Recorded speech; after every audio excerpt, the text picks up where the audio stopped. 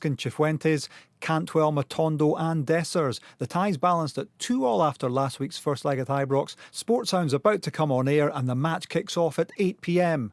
The former Hibs boss Neil Lennon has confirmed he'd be interested in speaking to the Capital Club about a return as manager following Lee Johnson's sacking.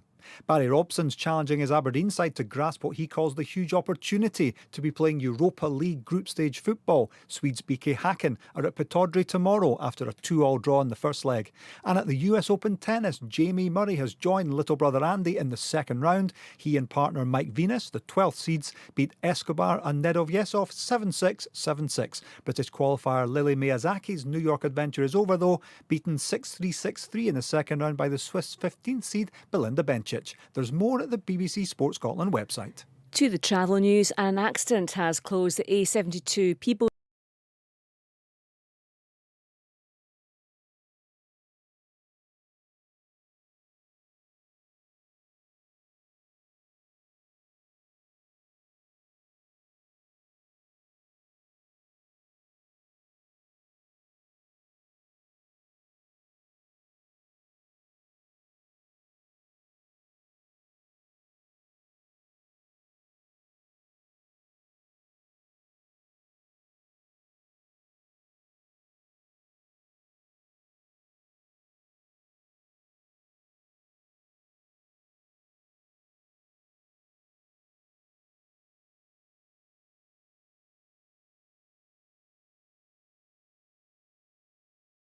side repeat the feat of last season and book their place in the promised land of the Champions League.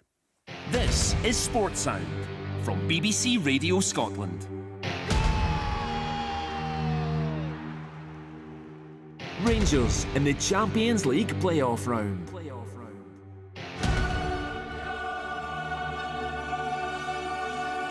Thrilling night here at Ibrox.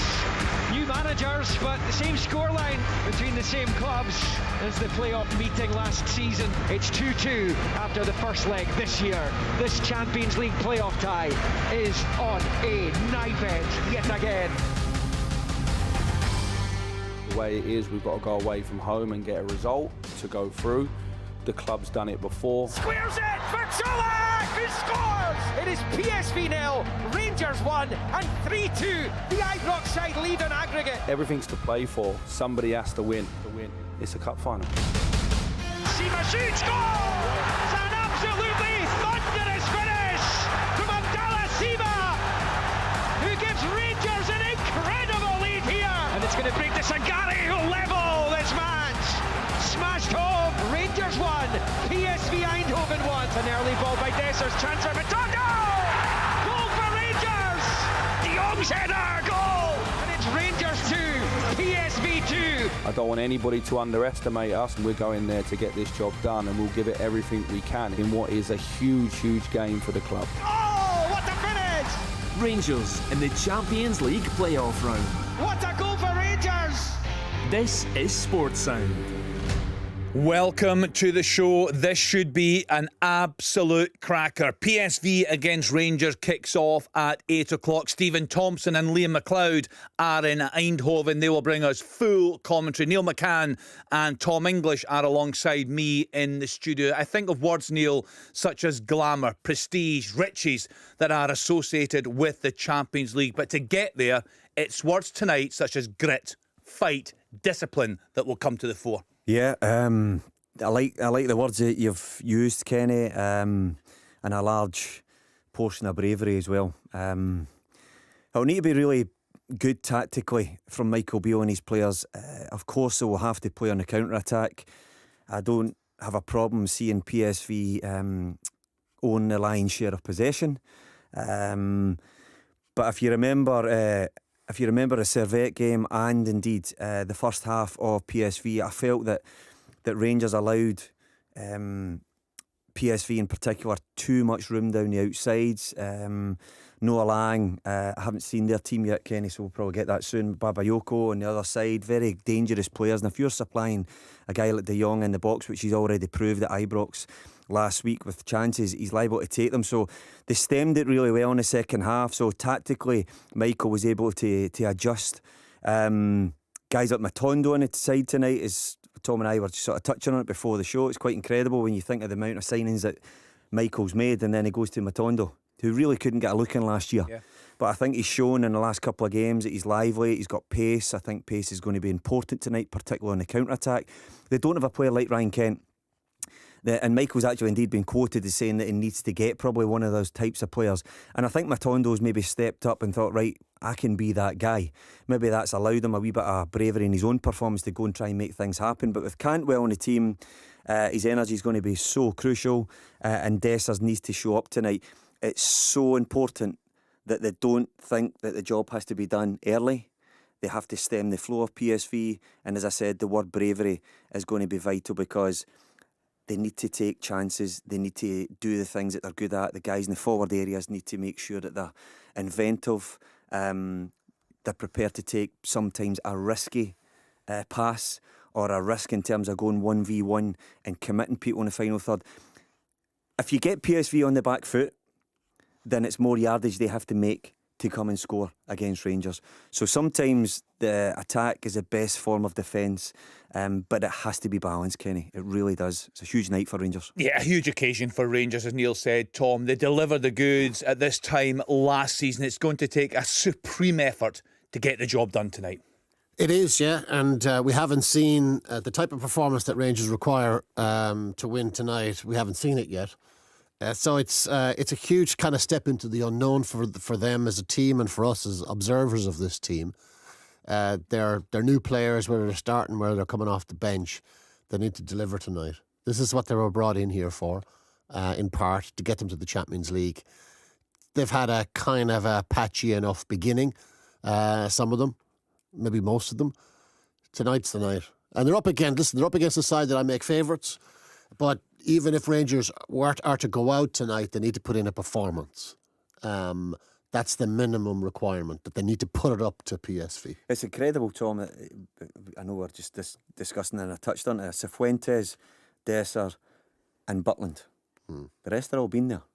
The rest are all existing in the building. So although he's made all these signings, I think Michael Beale clearly on the biggest game, I think, of his tenure, for the prize that's at stake, he's gone with guys who are already in the building. So that tells you that he's not quite sure that these boys have settled properly.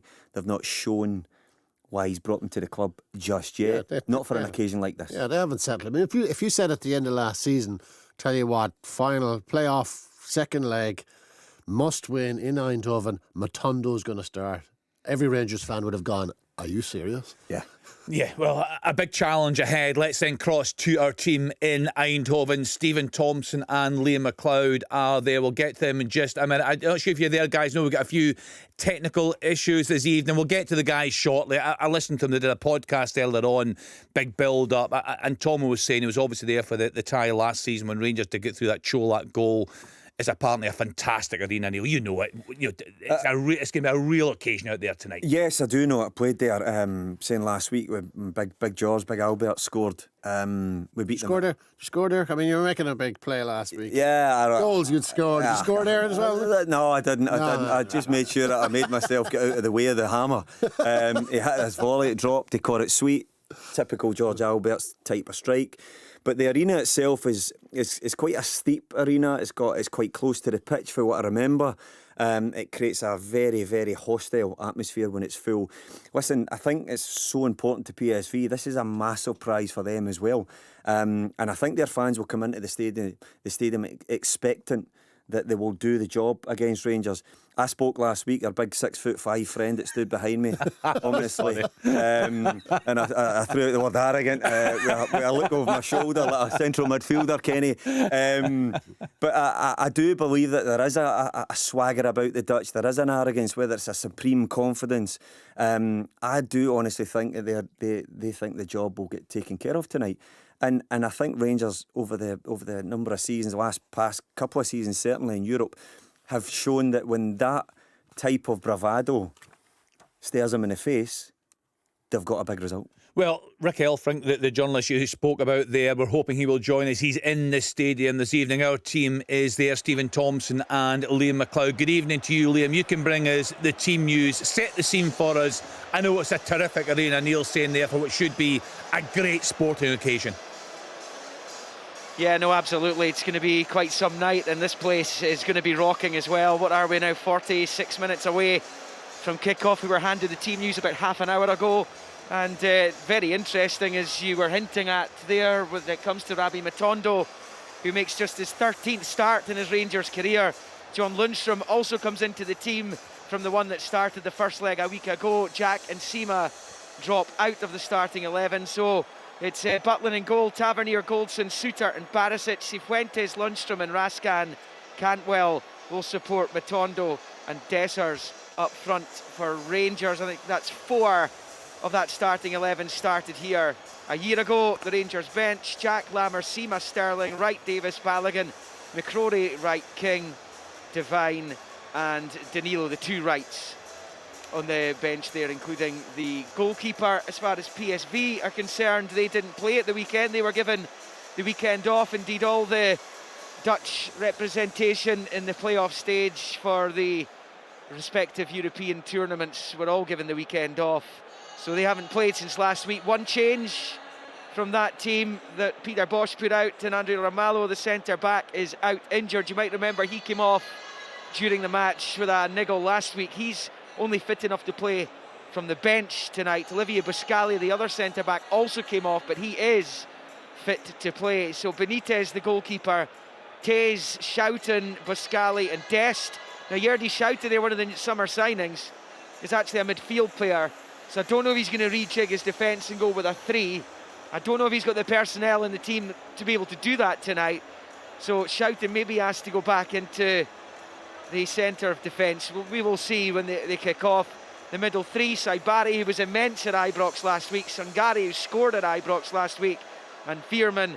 And then they've got Bakayoko and Lang supporting Luke de Jong, who makes his 250th PSV appearance tonight, as he looks to become the first PSV Eindhoven player to score in 5 successive European matches for the club. He's a danger man. We saw that last week when he scored that header.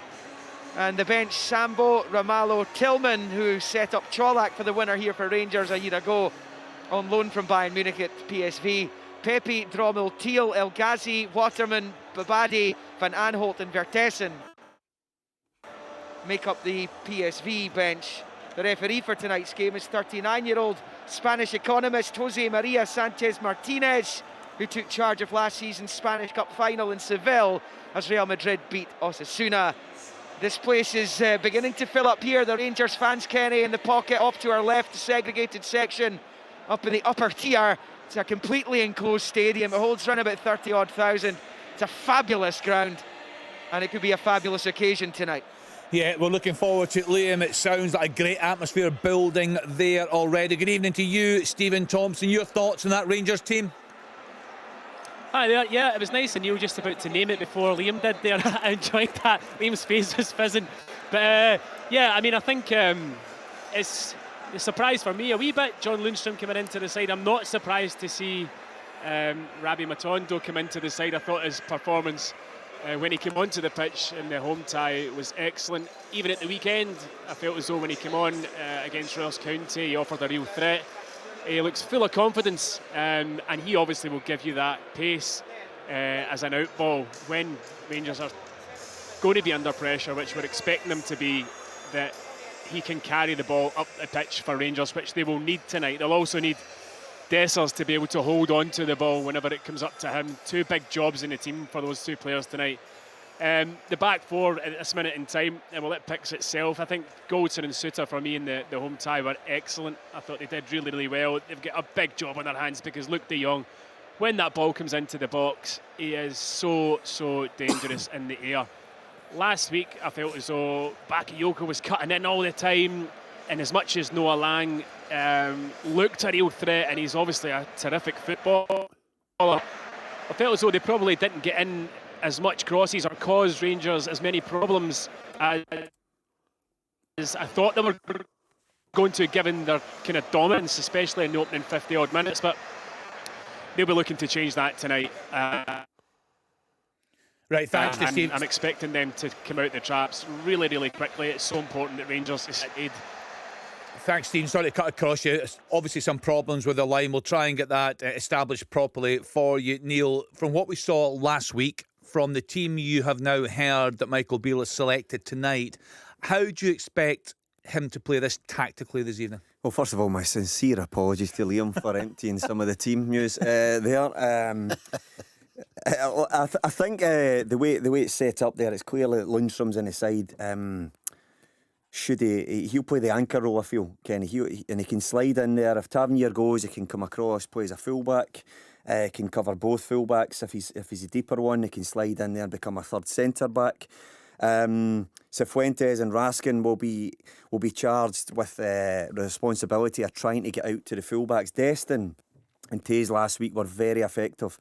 And if you remember, I had pointed out tactically that Sangare and Veerman played not quite together. I felt Sangare was always the deeper line one, and I felt that at times when Raskin was trying to jump onto him, generally through the middle area of the pitch, what was happening was that they were just then opening up to Taze, and Barisic was getting done because Bakayoko was coming inside and there was lots of room. And once they adjusted that Raskin wasn't jumping too early, I thought tactically it settled the game down. I think it allowed Rangers back into the flow of the match. And I don't see much difference to that. That will then mean that Cantwell and Matondo can really be asked to go and get in touch with Dessers once they gain possession of the ball, Rangers. I do believe that Michael will be telling him not to sit too deep. If you sit too deep, then I think you bring unwanted pressure. Noah Lang's very, very clever. I know Stevie says there that he looked good, but he wasn't really overly effective. But good players, I mean, it's not often, Kenny, they'll go a couple of matches of this type. Let's be honest, he came from Club Brugge for nights like this for PSV. If he's in and around, he plays lovely little 1-2s around the box. He's really quick-footed. Bakayoko on the other side, the exact same. And Saibari that Liam spoke about, I think he's probably maybe the most talented and most dangerous player, in my opinion, tonight that Rangers have to watch. I thought he was brilliant last year. Yeah.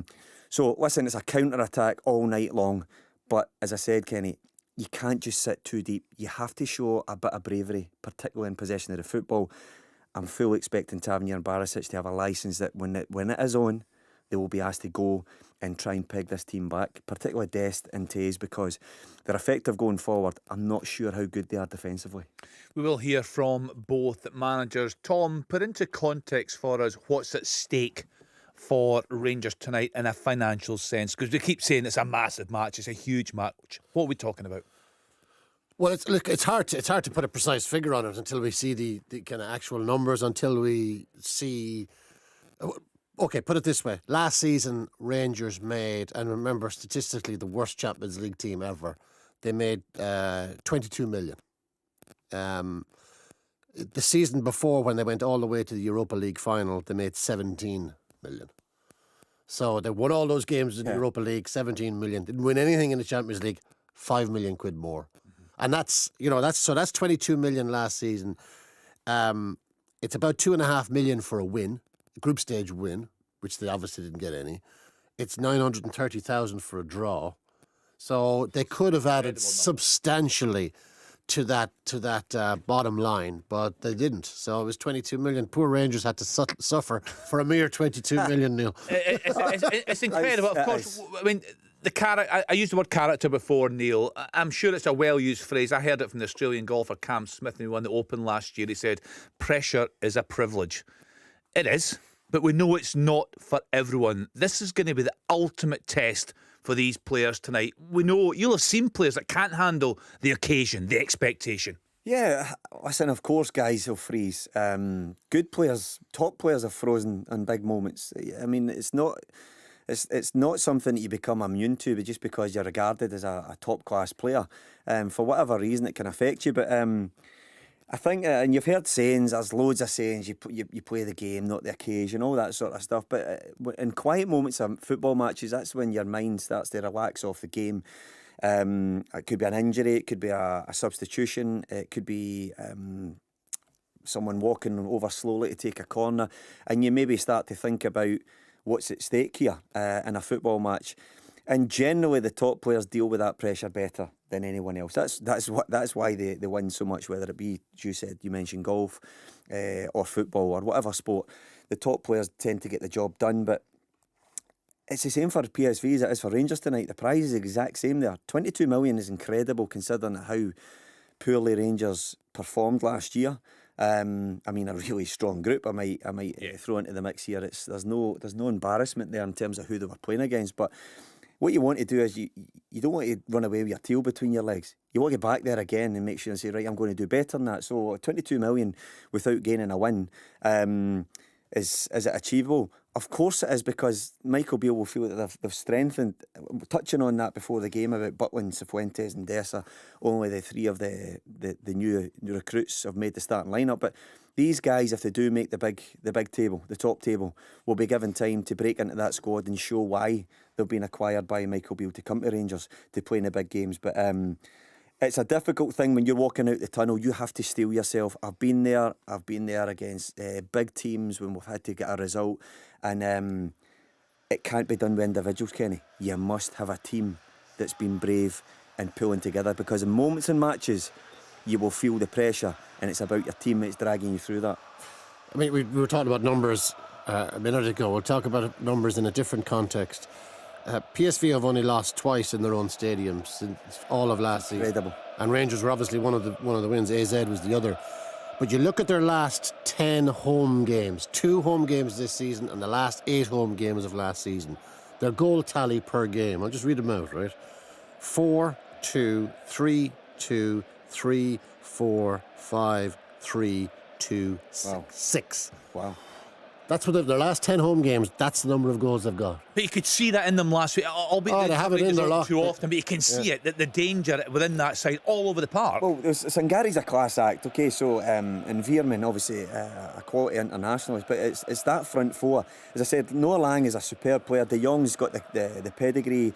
Bakayoko is a young kid who's getting a lot of admiring glances. In fact, he might disappear. He might play his part just to get PSV to the promised land of Champions League, and I think they'll cash in.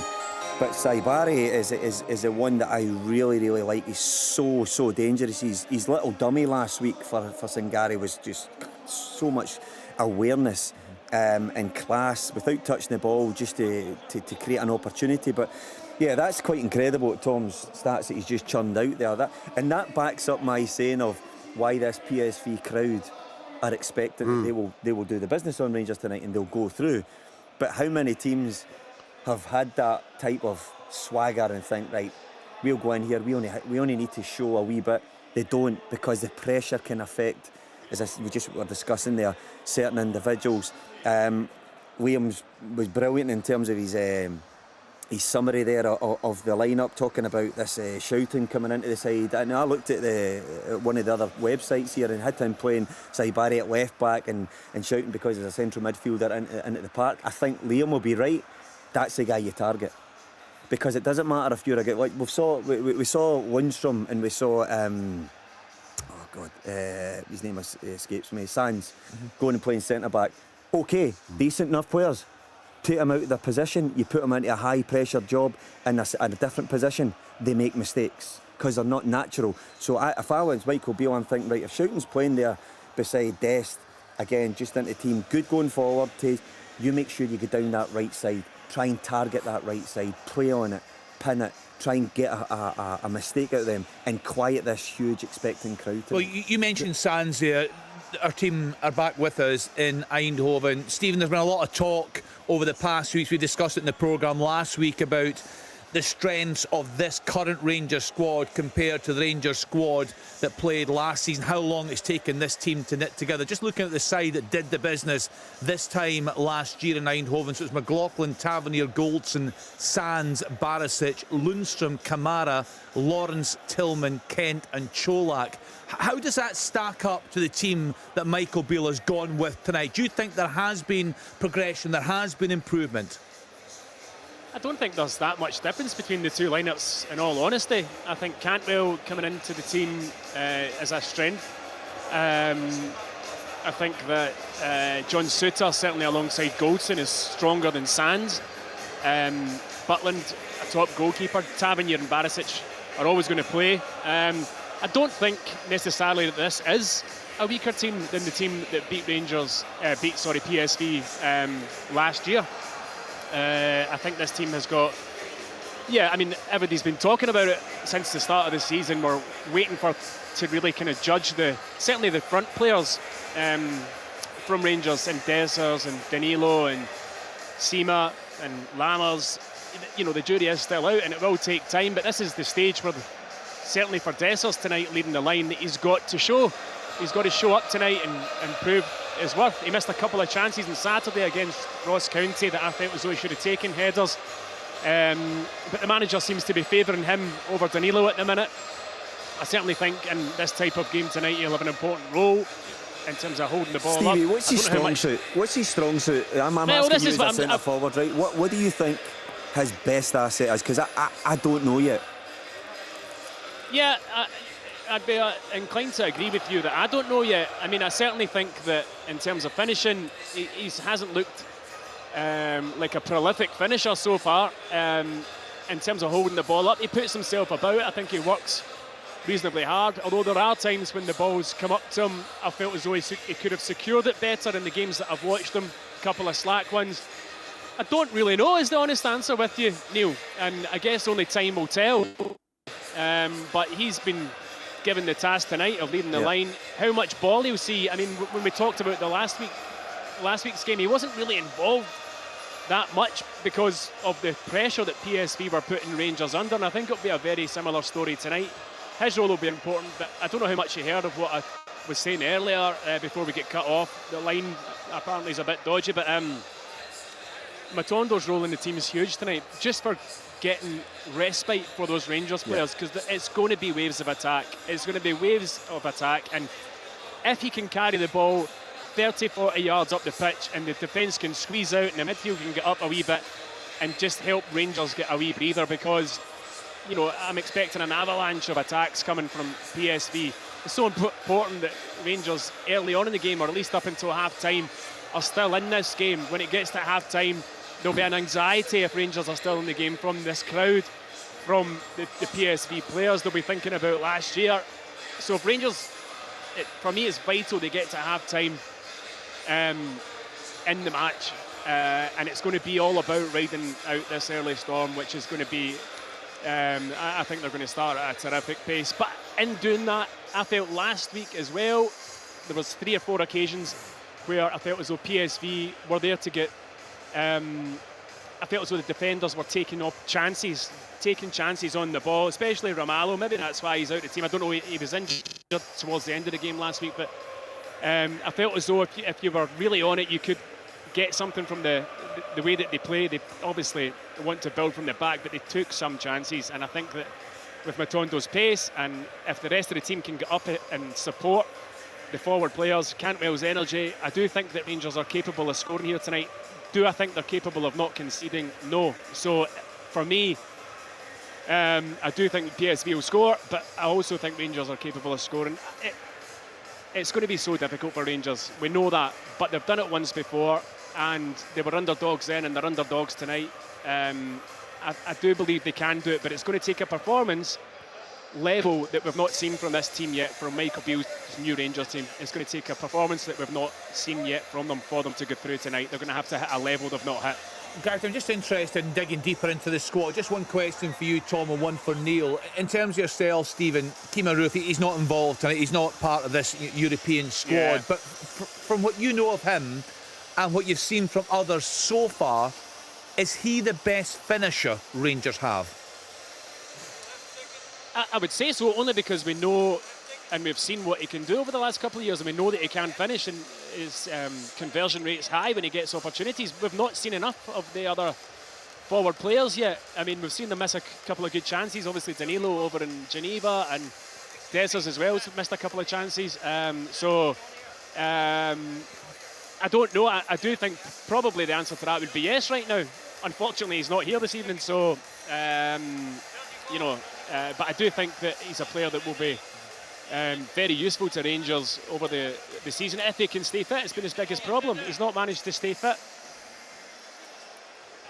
Sorry, I agree with Stevie. The problem for the boy is that he's really struggling to get his body robust enough to get serious game time under his belt that's going to allow him to perform and show that he can do a job.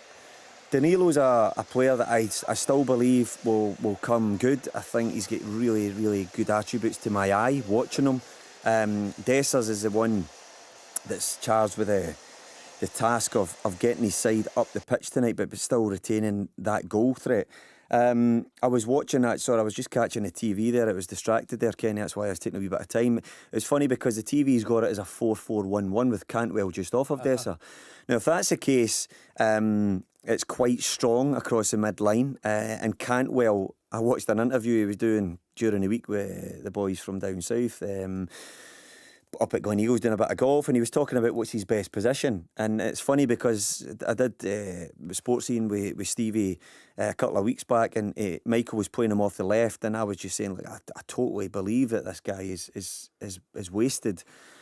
Not wasted, that's maybe a strong word, but certainly dampened playing deeper. I think he's much more effective. Now, if he is off the front, I think it would be really, really good for Rangers to get him in that position, that little pocket behind the main striker. That would allow Cifuentes and Matondo to really stretch this PSV side. It would also allow Cantwell to drop in on top of Sangari, which I said is tactically, I think, is important because he's such a good player. And when Raskin bounced too early last week, they got isolated in that area, and then I thought they get dominated in the wider areas resulting from that. So if it is to be like the guys have got on the TV, that might be a decent formation tactically for him, but it still doesn't excuse that 𝓳𝓸𝓲𝓷𝓲𝓷𝓰 has got a massive responsibility as Rangers' main striker tonight to score the goal like Čolak did in the last game, the corresponding fixture last year, to take Rangers to the Champions League. You look at 𝓳𝓸𝓲𝓷𝓲𝓷𝓲𝓷, and it's hard to know what to make of him, you know. And I look at his pedigree, and there's obviously in his stats, there's signs of a decent player there. Season before last for Feyenoord, 19 goals, a goal for Nigeria versus Mexico as well. On those numbers, that's a decent player, but we haven't really seen it yet. It's okay. It's early days. Maybe he is the one. Maybe it's Roof, if it can keep him fit. You look at him in 2020-21, 18 goals for Rangers, 17 goals the following season. Kind of injury after injury after injury there. It's a kind of a case of what might have been with Roof so far. He's got time. He's 30. Okay, sort of, you know, miles on the clock if he can get stiff. He's got plenty of miles on the clock, but he's still got plenty of time left if he can catch a break. Yeah.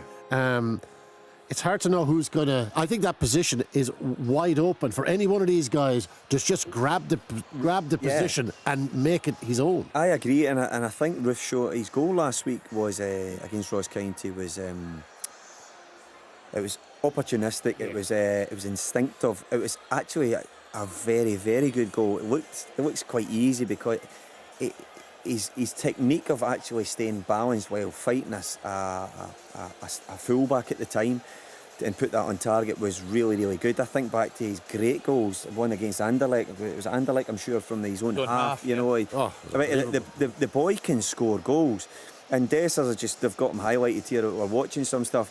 He's physically a good specimen. He's strong. He's powerful. He's not lightning quick. He's got decent movement. I think Michael over the last couple of weeks has been saying he's getting fitter.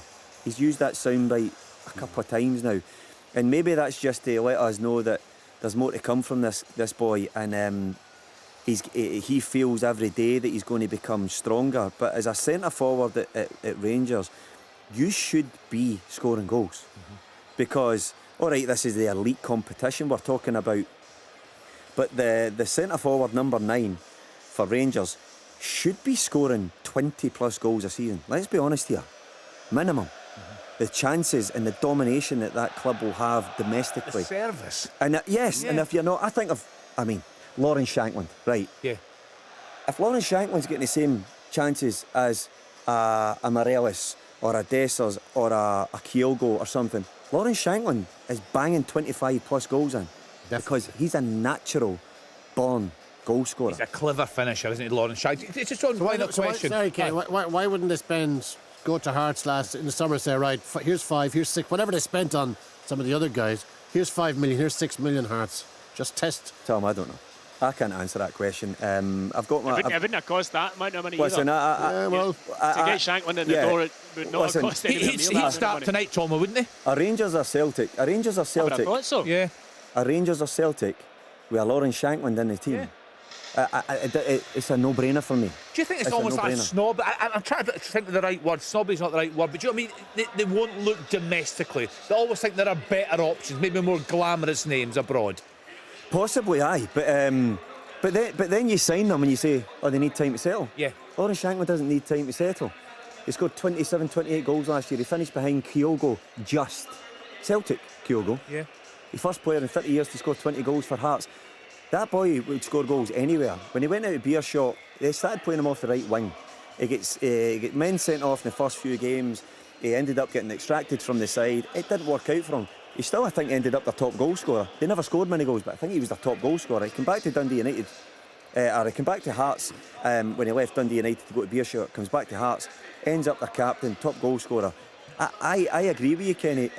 I think Rangers used to do it. Yes, Terry. I was just about to Rangers say used to that, do it. You Tomo. like Kenny Miller, Yes. Stephen Naismith, Boydie. Correct. All right, I was saying I wasn't prolific for Rangers, but they were giving chances to young Scottish strikers and taking a punt on them. Billy Dodds coming across at Dodo, Rangers. aye. Yep. So the Doctor, yep. So they've got a history of signing Scottish strikers and a history of them doing well. Again, I'll not put myself in that category, but I think you're putting yourself down. I'm pretty sure you scored on the last day of the season. I scored a few, but what I'm saying is, why is that model changed? I don't know. It's a model that had been successful in the past, and Rangers have spent a lot of money assembling this new front line with all their kind of forward players, anybody across that front four, really. And when you look at somebody like Lawrence, I was at St Mirren with him, and he's really developed into a top player, one of the top players in the league in terms of strikers.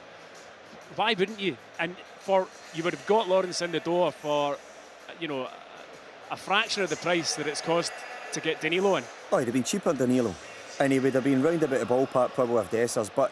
But I think that ship sailed because Michael's chosen other guys and he's going to stick with those, and he's spent his money in his front line. But I'm looking across at Celtic Park and I'm thinking, right, they've got O and they've got Kyogo, and they lost Giakoumakis. I can't believe they're not saying, right, I'll have a wee pop on Lawrence. And Kyogo's getting his shoulder fractured at some point as well. Both of these clubs, Rangers and Celtic, Scottish players don't get much of a look in unless they're, Callum McGregor, Greg Taylor-Ralston. But forward players, they're not getting a look in. Like Lowry's gone out on loan to Hearts. Mm-hmm. Celtic have, I'm told, plenty of good, smart, attacking players in underage. Not getting a look in.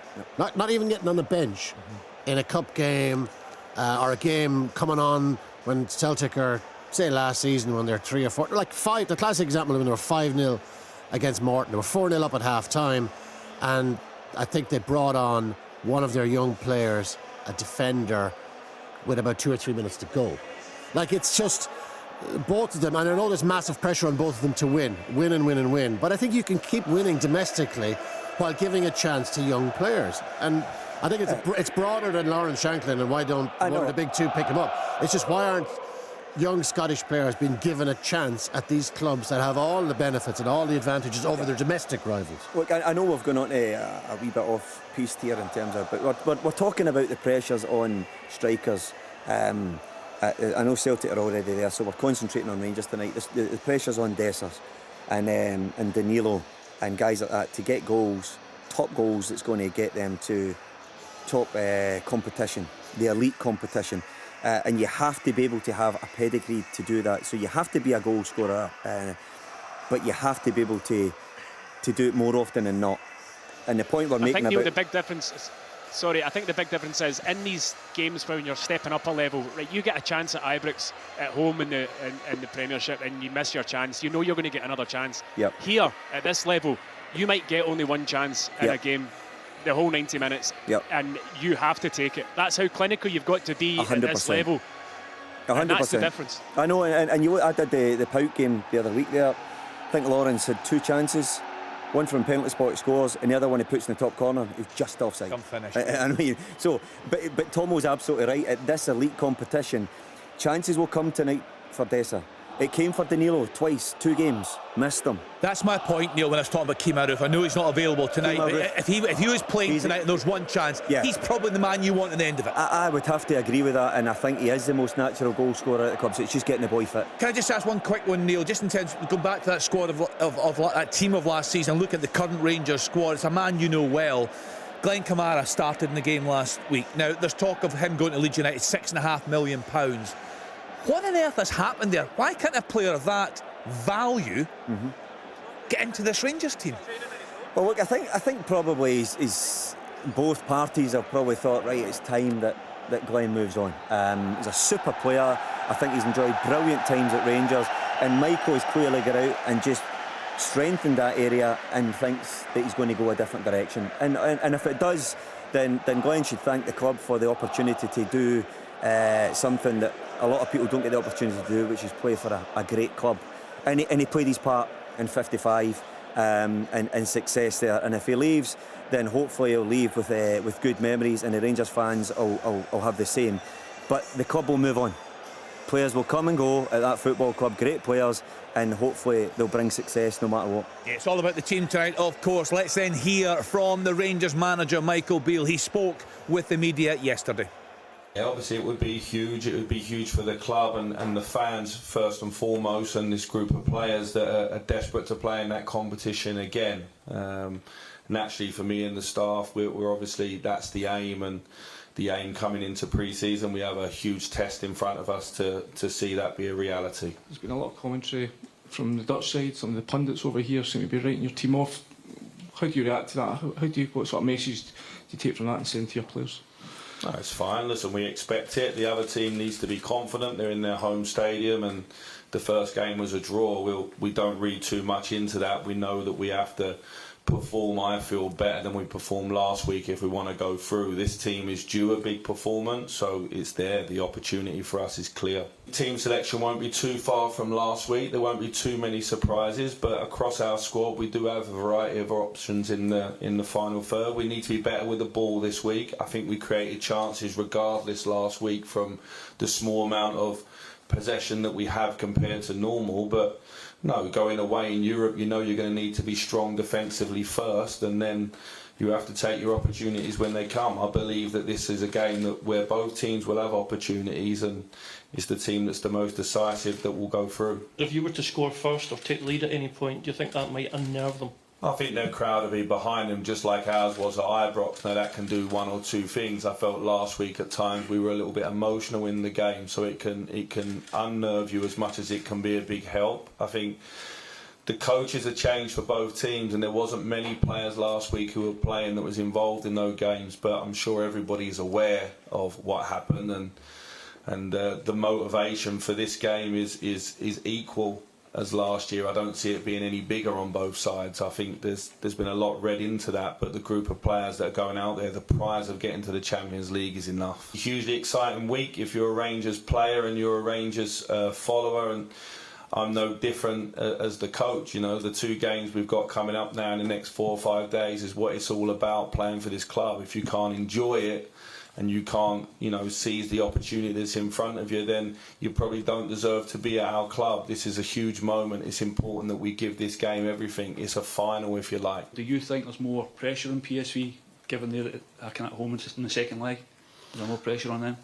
Well, they have a home game to win to go in the Champions League group stage, so they'll be supremely confident of that, I'm sure. We have to be the thorn in the side. Michael, how valuable has the last week been in terms of obviously a good weekend performance and getting the squad gelled that bit better? Do you feel you're in a stronger position now than you were even just last week for the first leg? Yeah, well, obviously with about 14 or 15 players moving on this summer and 9 new players coming in, the more games you play, you think your team will get stronger, and so it was a good victory at the weekend. It was a clean sheet, it was a step in the right direction in the league, and I was pleased with that. And sat here now without no injuries and everyone in a good place mentally, I think it was the right thing that we played. I think it's to our advantage that we played at the weekend. following Scotland's teams in Europe. Live on Sports Sound from BBC Radio Scotland. He slides it home! Michael Beale there, Tom, speaking with the media yesterday. A huge night and indeed a huge week for him, a week that could lay the foundations for the season. Yeah, one way or another they will. They're either going through or going out tonight. And depending on that, they'll either have a spring in their step on Sunday or a kind of cloud over their heads. And it's all to be decided tonight. It's a kind of compelling game, compelling prospect. It's about who handles the pressure. PSV will feel quite good about themselves with those numbers, those goals numbers at home I mentioned earlier on. 34 in their last 10 at home, an average of 3.4 goals per game at home over the last 10 games. It's a hell of a return. It's a hell of a side they are when they're on the front foot. I think they'll be on the front foot tonight. You suspect they're going to get one or two. What have Rangers got in reply? As we were saying earlier on, this is a night for 𝓳𝓱𝓪𝓷𝓲𝓷𝓰. 𝓳𝓱𝓪𝓷𝓲𝓷𝓰 has to be, if he gets a chance, he has to take it. He hasn't taken a high percentage of his chances so far since he got to Rangers. Tonight's the night. He has to deliver. 𝓳𝓸𝓲𝓷𝓲𝓷𝓰 delivered last season. Got one chance, how many chances he got? Maybe just one or two, and he took one. 𝓳𝓱𝓪𝓷𝓲𝓷𝓰 is the man tonight. And look, they all are, but 𝓳𝓱𝓪𝓷𝓲𝓷𝓰 is your centre forward, and he needs to convert. Yeah, we've spoken, Stephen, about the pressure on Rangers, but arguably there's even more on PSV this evening. They were favourites to get through at the start of this tie, and of course looking to right the wrongs of last season. A lot of pressure. Yeah, there's big pressure on them. There's no doubt about that, but you know, there's an optimism amongst the supporters, certainly in this stadium.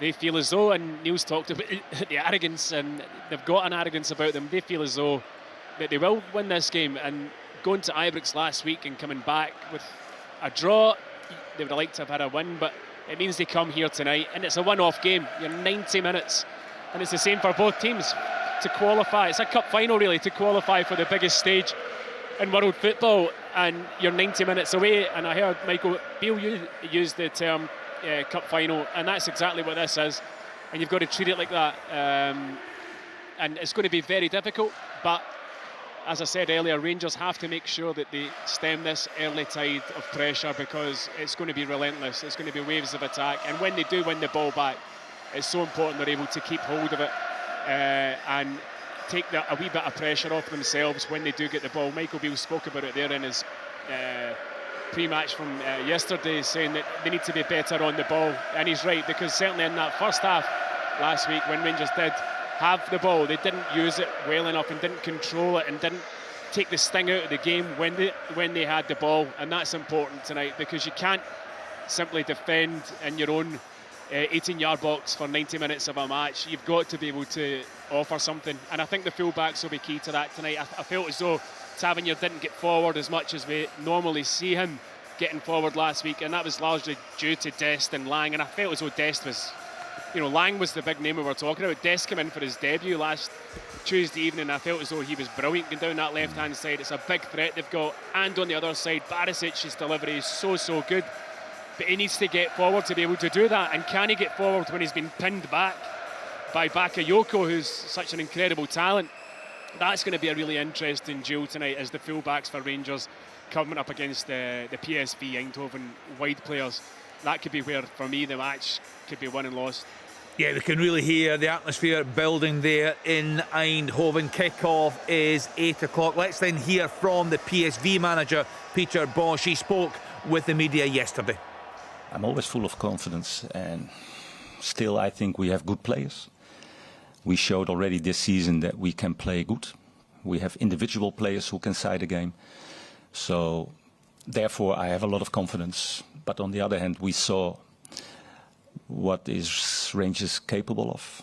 So we have a lot of respect for the opponent, and we must be really focused and play at 100% to finally win this game. But I think if both teams don't make mistakes, it will be 0-0. Yeah. So in games there's always players who make mistakes. Sometimes we try to force players to make mistakes by pressing them, or and yeah, this is what football is about. And don't make so many mistakes. And if you make the mistakes, try to make them in areas where it is not immediately dangerous. Players learn from the mistakes they make, and we make some mistakes last week. If we do that better, it will help us a lot for the game that we're going to play. And no, every game there is a healthy tension. It's something that you look forward to. These kind of games are the best games you can play or manage. And so let's enjoy and hopefully we win this game.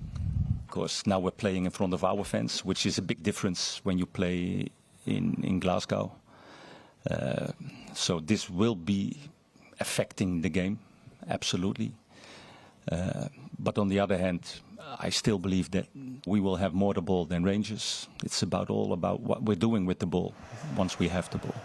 Peter Bosz there, Neil, it was interesting listening to his post-match media conference last week. We were having a laugh up in the gantry. The journalists were certainly getting stuck in. No doubt huge expectations on him and his team this season. Yeah, without question. Cool customer though. Oh yeah, he speaks really well, doesn't he? Really, really calm, assured, super confident. I really enjoy listening to him. I don't think he's in any way disrespectful. He's just very happy with his team, expectant, just as the fans are, that if they play to their capabilities, he feels that they've got enough there to come through in this tie. I think he gave Rangers and Ibrox massive respect. I don't think that can be said for all of the players, however. I did hear one or two of those players saying, oh, the ball was always in the sky and it was kicking into the stands. And yeah, there was a bit of a narrative developing. Yeah, but that's the usual rubbish that you hear. And there's nothing wrong with going longer. You can have a longer pass, Ken. It doesn't mean you see you're smashing it into the mixer sort of thing. You can have longer passes, and that can take out a midfield press. And I think those remarks were a wee bit disrespectful. There's more ways to win a game of football than just getting it on the carpet and playing it around. And there's a lot of sexy football teams out there that don't win anything. So it's about getting a job done. It's about getting a big prize, which is qualification for the Champions League tonight. And I don't think Rangers will walk out of the PSV arena there with any apologies being handed out if they went and won this one in a manner that maybe didn't excite the PSV players or fans in a football perspective. Yeah, kick-off is fast approaching. We mentioned Tom English, a huge week for the Rangers manager, Michael Beale. Of course, that Old Firm game live on Sports Sound on Sunday. Some news just coming in. Yeah, Celtic have made a signing, long touted signing, Luis Palma, the highly rated Honduran winger. Just reading their Celtic Football Club official Twitter account here. Highly rated Honduran winger Luis Palma joined Celtic on a 5-year deal subject to international clearance. He's 23, so that's a big play from Celtic tonight. Yeah, full coverage of that game on Sunday. It's European action for you tonight. So just quickly around the guys for their predictions ahead of kick-off. Just 3 minutes away. Stephen Thompson, you believe this is going to be very, very tight tonight with both teams scoring? Yeah, I do. I think I wouldn't be surprised if we had extra time, but I do think it will be a scoring match. So I'm going to bottle it and say a draw extra time. For yourself, Neil, you said the early exchanges are key, aren't they? Yeah, they are. I don't like playing the prediction game. I think if Rangers get their tactics right tonight and they show bravery, I think they'll go through. I do. But they have to really, really stem the flow of PSV's game, break it up. Don't give them possession football, and when it's there to take your opportunity, they have to take it. We've discussed it tonight. Yeah, I think Rangers are going to, as we said earlier, have to produce something we haven't seen from them. PSV, I can't see beyond it. Well, they've done it before. Can they do it again? It's time now to sit back and enjoy the action. It's PSV against Rangers for a place in the group stage of the Champions League with Stephen Thompson and Liam McLeod. Thanks, Kenny. Good evening. Could be quite the roller coaster evening for the Rangers supporters, this one. If last year here in this city is anything to go by, it certainly will. Antonio Colak scoring the only goal of the game to put Rangers through 3-2 on aggregate. He has since departed for Parma in Italy. And 4 of Rangers starting 11 tonight started a year ago here in the Philips Stadion. those being Tavernier, Goldson, Barisic and Lundstrom, who will form a big part of the Rangers side this evening. Butland in goal. They've got Tavernier, Goldson, Suter and Barisic. The middle two were excellent in the first leg in Glasgow last week, with Cifuentes, Lundstrom and Raskan behind Cantwell, who will support Matondo and Dessers. 2 changes from the first leg, 2 changes as well, in fact, from Dingwall on Saturday, with Kemar Roof, a goal scorer in that game, not in their squad for this Champions League playoff. PSV, one enforced change from last week. Andrew Lamalo is fit enough for the bench. The Brazilian centre-back, who we've seen come up against Celtic when he was at Salzburg. He's a big player for PSV, but he's only fit enough to be listed among the subs tonight. His place goes to one of their summer signings in 𝓳𝓸𝓲𝓷𝓲𝓷𝓰, who is a midfield player generally speaking, but it does look as though he's going to go into the back four. So we know PSV can be got at, and perhaps particularly so if they have an unnatural player playing in that position tonight. We shall see. We've got Benitez in goal. It's Tays, Schouten, Buscali and Dest across the back. Saibari, Sangari and Veerman, Bakayoko and Lang and De Jong, the skipper and the main man for them. Just about ready to go, the Spanish referee this evening, looking to blow the first whistle any second now. It is Jose Maria Sanchez Martinez who's in the middle. Rangers in the all blue will go from left to right. Todd Cantwell's going to produce the first touch of this second leg. Rangers, as we watch them up high at the back of the main stand here above the dugouts, will shoot from left to right, and it was that goal that they're attacking in this first half that they scored into in the second half last year, as Cantwell's first ball was back to Lundstrom, who pumps it long down the right hand side before it's headed forward by Serginho Dest, who arrived on loan from Barcelona on the eve of the first leg. Long ball forward for Rangers. Cifuentes gives chase, and it's put out for a throw-in on this near side to Rangers, who are beginning this game on the front foot. And that will be exactly what Michael Beale will want. He'll want his players to try and quieten down this boisterous home support, Stephen. Yeah, that's exactly it, Liam. You know, you expect PSV are going to come out and get after Rangers, but as long as they can keep the ball in the PSV half, then the manager will be more than happy with that. PSV in their traditional colours, the red and white, red shirts, white shorts, white socks.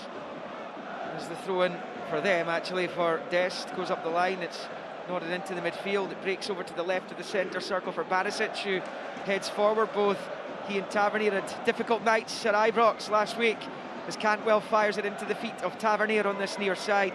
Back to Lundstrom midway inside the PSV half, then to Tavernier. Clever ball, dink with the left foot to the right-hand side of the box. Fuentes, who drives it across, and it's cleared right on the 6-yard line by Tays. It's really good play by Rangers, and it's going to be a free kick, I think, here for PSV just outside the centre circle as they try to counter.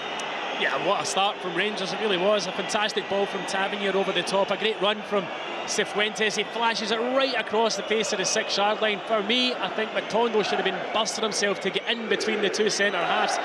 Dessers had made a more front post run, if you like. And Matondo, I think, has got to get ahead of the other centre half in there. But a really bright start from Rangers. Just Rabbi Matondo's 13th start for Rangers, as another free kick was against them here.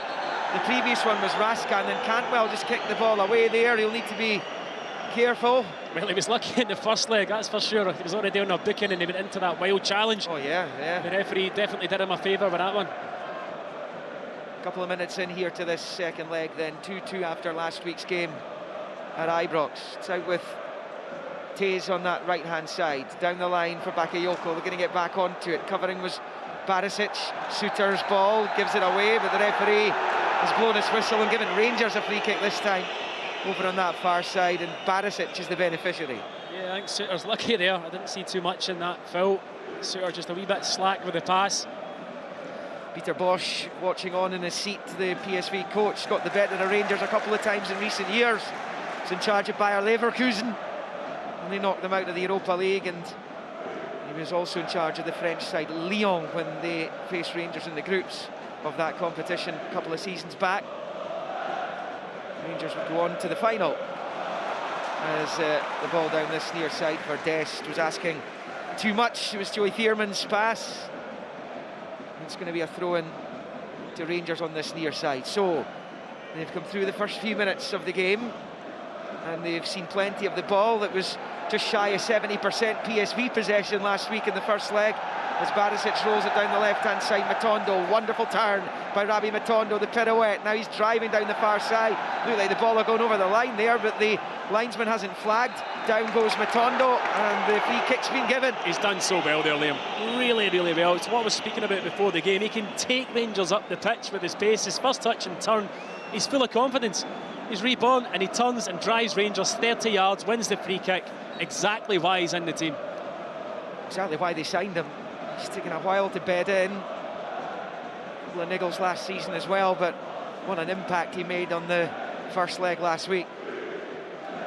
Free kick Rangers then. It's about level with the edge of the centre circle over on that left-hand side. A couple of yards from the touchline. Ďeřišić, big, long, deep ball into the PSV box. It's headed away. Only as far as 𝓤𝓸𝓷𝓲𝓷𝓰. Let's fly. It's blocked by Dest. And out for a throw-in on this near side to Rangers. It's been a really bright start by them. Brilliant start, Liam. Really good start. Again, keeping the ball in the PSV half. Tavernier takes his touch. It wasn't really set for the shot, but he took it on anyway, you know, given his confidence of where he was scoring from at the weekend with an unbelievable finish. He's got every right to take that on. It was a fabulous strike, wasn't it? Oh, aye. As Tavernier waits to take the throw-in. Bowls it, looking for Dessers, trying to hold off 𝓤𝓸𝓲𝓷𝓲𝓷𝓰, and he's done well enough there. 𝓤𝓸𝓷𝓲𝓷𝓲𝓷 is a battler, and he tries to win it back. Tavernier helps Dessers out. Lundstrom, little flick for Dessers. It comes through Cantwell and breaks 𝓤𝓸𝓲𝓷𝓲𝓷 as he burrows his way out to this right-hand side. Tavernier's cross is poor, and it's easily cleared by Boscali. Out into touch for a Rangers throw-in on this near side as we hit 5 minutes, 0-0. If you remember back to the first leg last week, Rangers, the first 5 minutes did start like this. They started on the front foot, and then PSV kind of ground them down with the ball in possession. But Rangers, it's so important that they try and keep this going, because it's been a great start, and silencing this crowd is going to go a huge way to helping them through this tie. Little flick by Dessers in towards the box, but it'll be comfortably cut out this time by the Frenchman Boscali. Squares it to Schouten right of the D, now forward to Bakayoko on that right-hand side. Young Belgian in field to 𝓤𝓸𝓷𝓲𝓷𝓰, scored in both his visits to Ibrox this season and last. It's out with Serginho Dest on this left-hand side, just rolling it back into his own half for Veerman. Then into the middle it goes for Schouten, who will then move it to the right of the centre circle. Tays to Bakayoko on that right-hand side. Back to Tays, and then infield. He switches it right to left of the centre circle for Boscali. A low ball along the grass out to the left-hand side. First chance for Noah Lang to impress, and he doesn't impress because he's overhit the pass and put it behind harmlessly for a Rangers goal kick. Nothing each. Yeah, that was a poor pass from him. Dest had made a fabulous run. Just put far too much on the ball. And PSV Eindhoven, former European Cup winners, of course. They won in the very late 80s, having previously won the UEFA Cup in the late 70s. Here is Cifuentes, first time ball, looking for Matondo. The execution of the ball was pretty woeful in the end there from Cifuentes, and Matondo's begging for that to be put into his path. Big chance there, Liam. Honestly, Matondo was in acres of space. I think he had held his run. Cifuentes has to be able to just fire that into him. It wasn't that difficult a pass, and Matondo would have been away with his pace. So out with Dest on this near side. PSV beginning to see more of the ball now as Dest is challenged by Tavernier, who puts it out for a throw-in to the home team on this near side. The PSV number 8. Bowling it back to Boscali and then to Schouten, who I've already seen move into his more comfortable midfield position a couple of times, and then remembering he's playing at centre-back tonight. As it's picked up by Boscali and then rolled out to the left for Dest, and infield for Lang. Tricky footwork just gets him away from Lundstrom and Cantwell into the centre circle. Veerman tries to switch it out to Bakayoko. Poor headed away by Ďeřišić. The cross ball from Saibari is cut out and out for a throw-in to PSV Eindhoven, about level with the Rangers penalty spot over on that right-hand side. You hear the reaction it gets from the crowd. I mean, they didn't really do anything, but they've managed to get up the pitch onto kind of Rangers' final third. It was a poor clearing header from Ďeřišić, giving the ball straight back to PSV. It's Boscali for PSV in the Rangers half to Veerman, rolls it out to Bakayoko. Ďeřišić trying to close him down. Bakayoko facing Ďeřišić, looking up for cross ball and he wins the corner. It's the first of the night. He goes to PSV Eindhoven. And getting into their stride now. Yeah, a wee bit, Liam. This is where the Rangers have got to be so switched on. De Jong's movement in the box is so dangerous. Connor Goldson's going to go and man mark him, but as we saw last week with 𝓳𝓸𝓷𝓲𝓷𝓰, you can't give this guy an inch in the box. He's been there, seen it and done it, has Luuk de Jong as the corner comes in towards him. He does win the header, but it's a difficult one for him to try and work the neck muscles and get it on target as he heads it well past, and it stays 0-0. But de Jong managed to work loads of space for himself inside the box. I don't quite know what happened to Connor Goldson there. Completely lost the run of de Jong. I don't know whether he was blocked, but he ended up 3-4 yards away from him. It was a difficult header for de Jong to get any real accuracy on it. Here comes de Jong from Lang to 𝓳𝓸𝓷𝓲𝓷𝓲, looking for Lang again. Tavernier puts it behind for the corner. He's had an optimistic look at the referee, appealing for a goal kick, but it is a PSV corner. It's their second in quick succession. I'm not sure he had to give the corner away there, Tavernier. I felt as though he could have gone back to the goalkeeper, but he's obviously not taking any risks. Another corner kick, in-swinger this time from the right-hand side. Yeah, the Rangers right. This is the PSV left as it comes into the 6-yard area, flicked away by John Lundstrom as it was flashed across towards the 6-yard box. Foul by Veerman, and then the free kick's given the Rangers over on the far side. The Rangers supporters over there, just behind this free kick. They're up in the top corner off to our left, top tier, which is enclosed. It's got the big segregation all the way around it to keep them penned in. There's not been any flares this year. Last year there was loads of flares in the ground.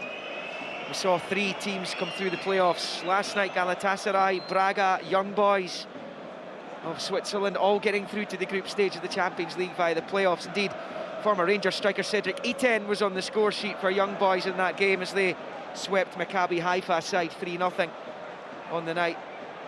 The first leg was 0-0. Rangers looking to join them. It's Tavernier to the centre circle. Raskan can't control it. 𝓳𝓸𝓷𝓲𝓷𝓰 pinches it off, and now de Jong rolls it to Bakayoko. Back in field for Joey Veerman. They want him to shoot. He does, and it's beaten away by Butland. That was hit from just outside the D by Joey Veerman. It's the first real shot in anger by any of the sides tonight in this huge second leg for a place in the Champions League, and he certainly got behind it. He did. It was a comfortable save for Butland in the end, but slack from Rangers in the middle of the park. Wanting too much time in the ball, got it nicked off them. He was never really going to trouble Jack Butland. He had a couple of saves last week. I think it was 19 shots overall, PSV. Only 5 of those hit target. 2 of them obviously went in. And 𝓳𝓸𝓷𝓲𝓷𝓰 and de Jong goals. The long ball forward, and it's de Jong who flicks on. Tavernier gives chase. Now Noah Lang gets there first, driving down the left-hand side and winning the throw-in level with the Rangers 6 on this near side. Yeah, it was a good flick on from de Jong. Noah Lang driving it. Tavernier defended it well at the expense of a throw-in down here. Serginho Dest over it. It's actually a few yards further back. It's about level with the penalty spot. He bowls it back to Pascali. First time ball forward to 𝓳𝓸𝓷𝓲𝓷𝓰, then back to Schouten, who's on it again. Got 2 bites at that. The first pass didn't find its man, and then it's laid off towards the box for 𝓳𝓸𝓷𝓲𝓷𝓰, cut out by Tavernier. And a little cushion header from the clearance on the halfway line by Pascali into the midfield for 𝓳𝓸𝓷𝓲𝓷𝓰, who's tripped by Lundstrom, and that will be a free kick to PSV inside, just inside Rangers territory. 12 minutes in, 0-0. Yeah, you can see they're starting to pop it about a wee bit more. They're getting their passing game going. I was really impressed in the first leg with some of their passing play. So crisp, one-touch passing. Just starting to grow into the game a wee bit, PSV. Yeah, they're a good side. It's the first game this season they haven't won, though. Was the first leg. 100% record before that as the ball has slipped through towards 𝓳𝓸𝓷𝓲𝓷𝓰, and had it not been for John 𝓳𝓸𝓷𝓲𝓷𝓲𝓷, that was probably finding him. Dessers with a flick, couldn't find Raskan. PSV lose it immediately though, and 𝓳𝓸𝓷𝓲𝓷 is tripped to the ground by 𝓳𝓸𝓷𝓲𝓷𝓰, and that's going to be a free kick to Rangers left of the centre circle. Yeah, Dessers has got to secure possession when it comes up to him. Trying the flick there, didn't come off. Luckily for him, Rangers got possession back. John 𝓳𝓸𝓷𝓲 just down just now. I don't know. He was just kind of clipped to the back of his heels. Hopefully he's okay. Yeah, he's getting to his feet now.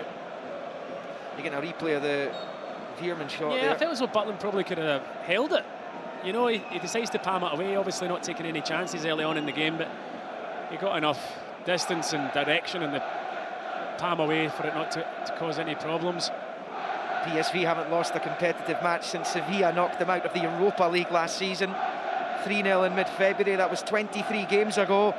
They haven't lost a competitive home match since last November when they were beaten 1-0 by AZ. That was their only home defeat since Rangers beat them here, so they've got a really good home record. As Dest, lovely skill to shimmy away from Cantwell, but he rolls it out of play unintentionally on this near side, and it'll be a Rangers throw-in. He's got great feet, he really does. I mean, for a left back, he plays more like a left winger at times. Some of his interplay last week with Lang down the left was absolutely superb. Although I would say the final delivery just wasn't there for them. As much as they were impressive, never really tore Rangers apart with a final pass or a final delivery into the box. He was born in the Netherlands, Dest, but he plays internationally for the USA. Came up against the Dutch at last year's World Cup, in fact, as Tays picks up on the right, passes it straight off the foot of Matondo. Now Barisic can get it into the path of Matondo down the left, but too much on it. Doesn't need to allows Shoughton to cover across and put it out for a Rangers throw. He doesn't need to put that much on the pass. I've no idea why he does. Just slip it into Matondo's feet, maybe just in front of him, and let him go and run. He was free, one-on-one with the fullback, which is where you want him because of his pace. But encouragingly for Rangers, Matondo's finding that space that's a a few good times point. now in the opening 15 minutes. He has, and you know, with better service to him, it could have been, you know, a whole lot better for Rangers. Just a wee bit untidy. Going down the left-hand side, Dessers with a flick onto the chest of Cantwell. It's cleared by Bakayoko, who's back doing a defensive job there. It comes to Raskan, to Matondo, to the left-hand side. It's a dink ball in towards Dessers. It just evades him, though. Barisic clipped it in with the left peg. It comes right through to Benitez, the goalkeeper, who lashes it forward out to this near side. Lundstrom's header finds Tavernier. They've worked that really well between them there. It's a good, confident start by Rangers, this. I know PSV have enjoyed most of the possession in the last 10 minutes. Rangers started well in the opening 5 and saw plenty of it in PSV territory. Yeah. But they're playing with a little bit of a swagger here. They are indeed, Liam, and it's a better start than, you know, I was expecting them to have. You can hear the PSV crowd. The longer it goes, the more anxious. Oh, man down. Yeah, the longer it goes, the more anxious this crowd are going to get. And Rangers' bright start. I mean, the thing is, they thought, or they think that you know, this game's going to be won easily. Well, with the local press and. I don't know if you saw Raphael van der Vaart's comments about Rangers specifically and Scottish football generally. He was extremely disparaging. I think he was on the telly the other night here. Might have been at the weekend, but he was fairly slaughtering the standard of play by Scottish teams. In fact, he actually uttered the sentence, "I don't like Rangers." Did he? Yeah. Did he? So, of course, began his career at Ajax, one of PSV's big rivals. They've got a man down. It's Dest, who's just being helped back to his feet by a combination of the medical team and Rangers midfielder Cifuentes. I think he just got poked in the eye by Cifuentes, trying to just hold the ball out and just kind of caught him. It should be okay. He's going to be back on in just a moment as Dest. And the referee has the ball over there for an uncontested drop, and Jack Butland will be in possession now. He just gathers in his hands, drops it down and then launches it forward with the right foot down this near side. Dest is underneath it, back on the pitch, heads it forward, as does Songare. And then his header goes straight to Tavernier up the line, looking for Dessers, who puts plenty pressure on Boscali, and Dessers has been penalised there. I think that was a decision made by the assistant rather than the man in the middle on this occasion, and Dessers has his arms outstretched, asking what on earth that was for. Yeah, but I agree, I don't think there was much in it at all. Boscali's felt that was the slightest touch and he's gone down. It, hasn't he? Chance here for PSV then on the ball with Boscali. Was back the way though to Shoughton. And then to Veerman, just flirting with the edge of the centre circle, finds Tays out to the right-hand side for Bakayoko. Just slipping the ball in field for the Moroccan Saibari. Back the way to Veerman, right-footed, guides it out to this left-hand side for Dest. Faced by Cifuentes. Just moving it back the way to Boscali and then to Shoughton. As PSV move it from left to right, right to left and back again to try and find a way through this Rangers defence. Ďădržić wrestled to the ground by Bakayoko, but it's going to go the other way. I think Ďădržić was impeding Bakayoko more than the other way round, so free kick PSV and a chance for them to flight this in on top of the Rangers penalty area. Yeah, I'm not sure he meant it, Bakayoko. If he did, it was a great attempted piece of skill, knocking it round Ďădržić and going round the other side of his body. Ďădržić bringing him down. Definite foul. No question it was a foul.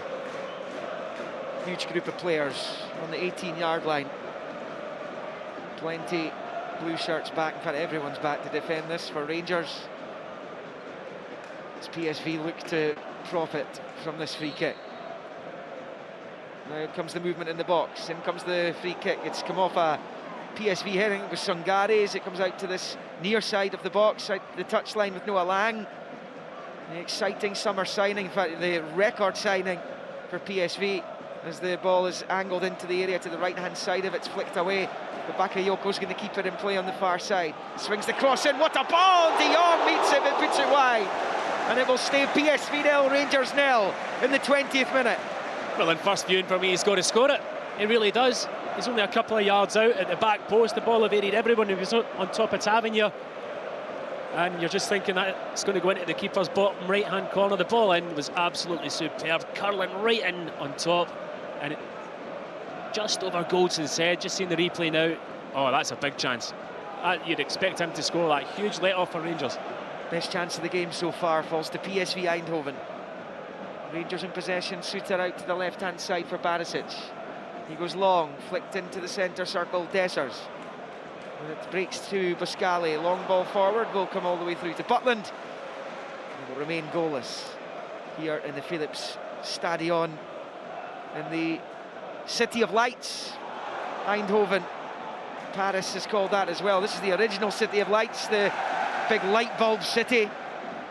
As it's picked up on that right-hand side by Schouten. It's well defended by him, actually, under pressure from Dessers. 𝓳𝓸𝓲𝓷𝓲𝓷𝓰 rolls it back the way to Ďădržić. Short ball to Schouten, to Ďădržić again. And he just has a look up and sees what's ahead of him. Lang makes a run, but Ďădržić decides to roll it back to his goalkeeper. And it's with Benitez at his feet at the edge of his own penalty area. Rangers are doing really well at cutting off angles for passes for PSV. A few occasions now, PSV midfielders or fullbacks or centre-halves have picked the ball up and they're looking for movement, looking for passes in front of them.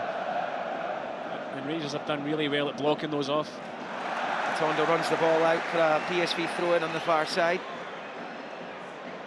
which will be bowled back the way to 𝓳𝓸𝓲𝓷𝓲𝓷𝓰 by Tays. And now it's picked up by Schouten, out to Ďădržić on this left-hand side. First time ball's poor as he tried to find Dest, but he's put it out for a Rangers throw-in on the near side, and Rangers will be delighted if PSV players are making unforced errors like that throughout this match. As Tavernier prepares to take. He's about midway inside his own half. On the Rangers right. And PSV supporters not happy with the length of time that Tavernier's taking, but off the ball, Todd Cantwell and Serginho Dest have gone head-to-head. The referee coming over to sort it out now. I'm not sure what was going on between those two there. I was watching the thrower. I didn't see it. There's a wee replay, Liam. They just bang into each other. There's absolutely nothing in it. It's going to be a throw-in then for Tavernier. Just bowls it infield to 𝓳𝓸𝓲𝓷𝓲𝓷. Under pressure from Sindbari. Thinks he was being impeded there. The referee doesn't agree, but Rangers are in possession anyway. Suter to Ďădržić down the left-hand side touchline there for Matondo. Who's being chopped at there by Tays. That's a Rangers free kick as he was trying to fell the Rangers player. Did well to win the foul because he was actually in a bit of bother, really. He was facing his own goal, didn't really have many options. Won the foul. Massive week of European action here on Sports Sound and across BBC Scotland. Of course, tomorrow, Aberdeen live on the telly and here on the radio as they take on Häcken in the Europa League playoff. 2-2 from the first leg in Sweden. It's a 7:45 kickoff. Pauk Hearts 2-1 to the Greek side. 6:30 kickoff live here on Sports Sound. We'll have updates of Hibs' trip to Aston Villa as well. In the Conference League, the Edinburgh clubs. Cantwell back to 𝓳𝓸𝓲𝓷𝓲𝓷𝓰 and then to Cantwell again. on this near side, trying to hold off his man midway inside the PSV half, being forced back the way to halfway as he is eventually brought to the ground by Veerman. That's a Rangers free kick, and I don't think that Joey Veerman can have too many complaints, to be honest. No, but it was a really good spell for Rangers in terms of keeping possession of the ball. 9-10 passes, looking confident, moving the ball really, really well down this right-hand side. Definite foul for Cantwell. He's been quiet so far in the match, as Todd Cantwell, not really managed to have an impact on it yet, but he's doing his job off the ball well. Yeah, he was certainly active at Ibrox last Tuesday night. Lundstrom with the free kick, rolls it into the left of the centre circle for Suter, into the PSV half he goes, out to the left-hand touchline for 𝓤𝓲𝓷𝓲𝓷𝓰. Down the way for Matondo, looking to hit the byline here, Ravi Matondo. Tays for company, Bakayoko helping out as well. Matondo trying to at least win a corner down there. He's eventually been outnumbered and outmuscled, and then he fouls Jordan Tays, who's unhappy with the challenge by Matondo. It did look quite cynical. I think he was just a little bit frustrated and he wasn't able to win the corner down there, and he's petulantly tripped his man to the ground. 24 in, 0-0.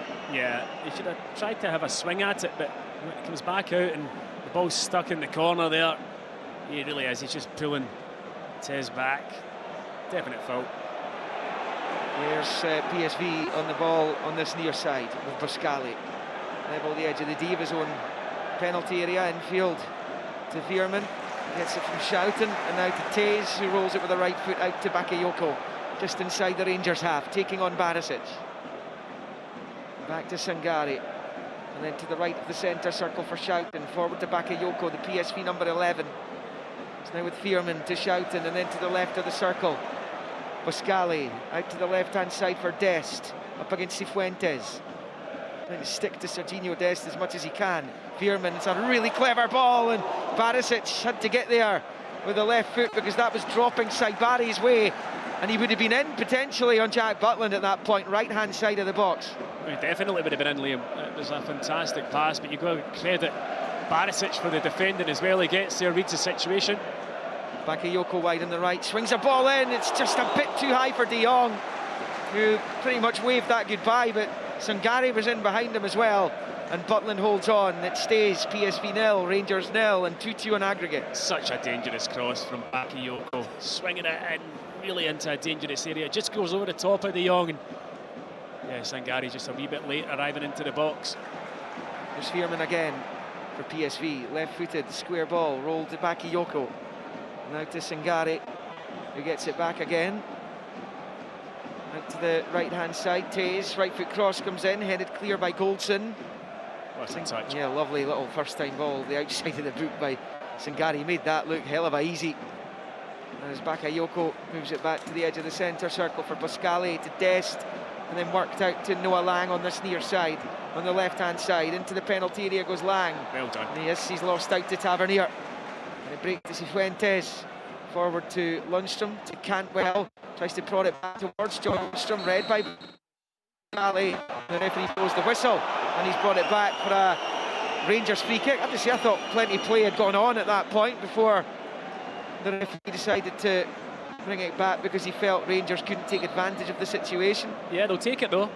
They'll take it, well, Rangers. Just before that, it was really good defending from Tavernier. Noah Lang running at him full speed. He's got to keep his eye on the ball. Just gets a toe in. Chance here for Rangers down the left with Matondo. Wins the throw-in, level with the PSV 18. Over there, Rangers won just 2 of their 10 European matches last season. One of them, of course, was right here. As Cantwell tries to win it back over there, but he can only give away the goal kick on the left-hand side of the box. And it will stay goalless in this second leg after 27.